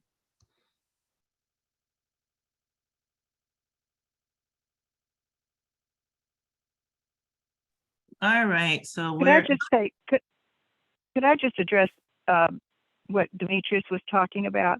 I don't know, maybe you all know this, but there was another child in Ward 1 who was bitten by a dog. And I heard today that it wasn't really bad, but I totally agree with Demetrius that we need to do something to keep these dogs under control and find out where they belong. Because that was like the second or third incident with a dog either being frightening or actually biting someone in the recent weeks.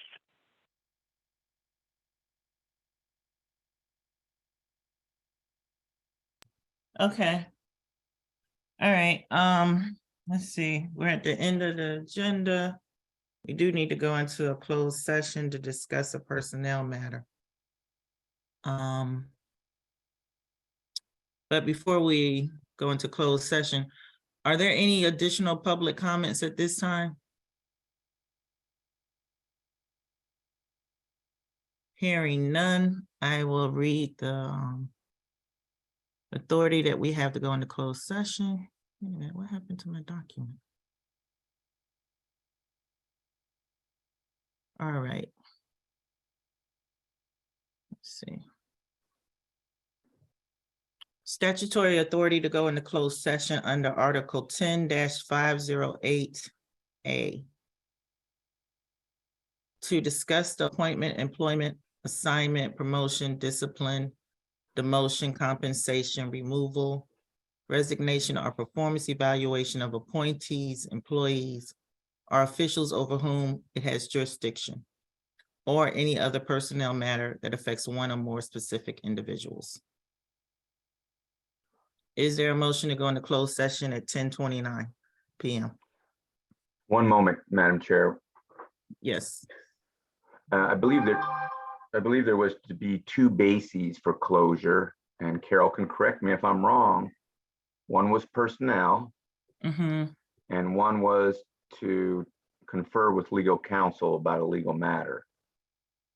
Oh, you know what? I think I did leave that one off. Sorry. Let me get back to my form.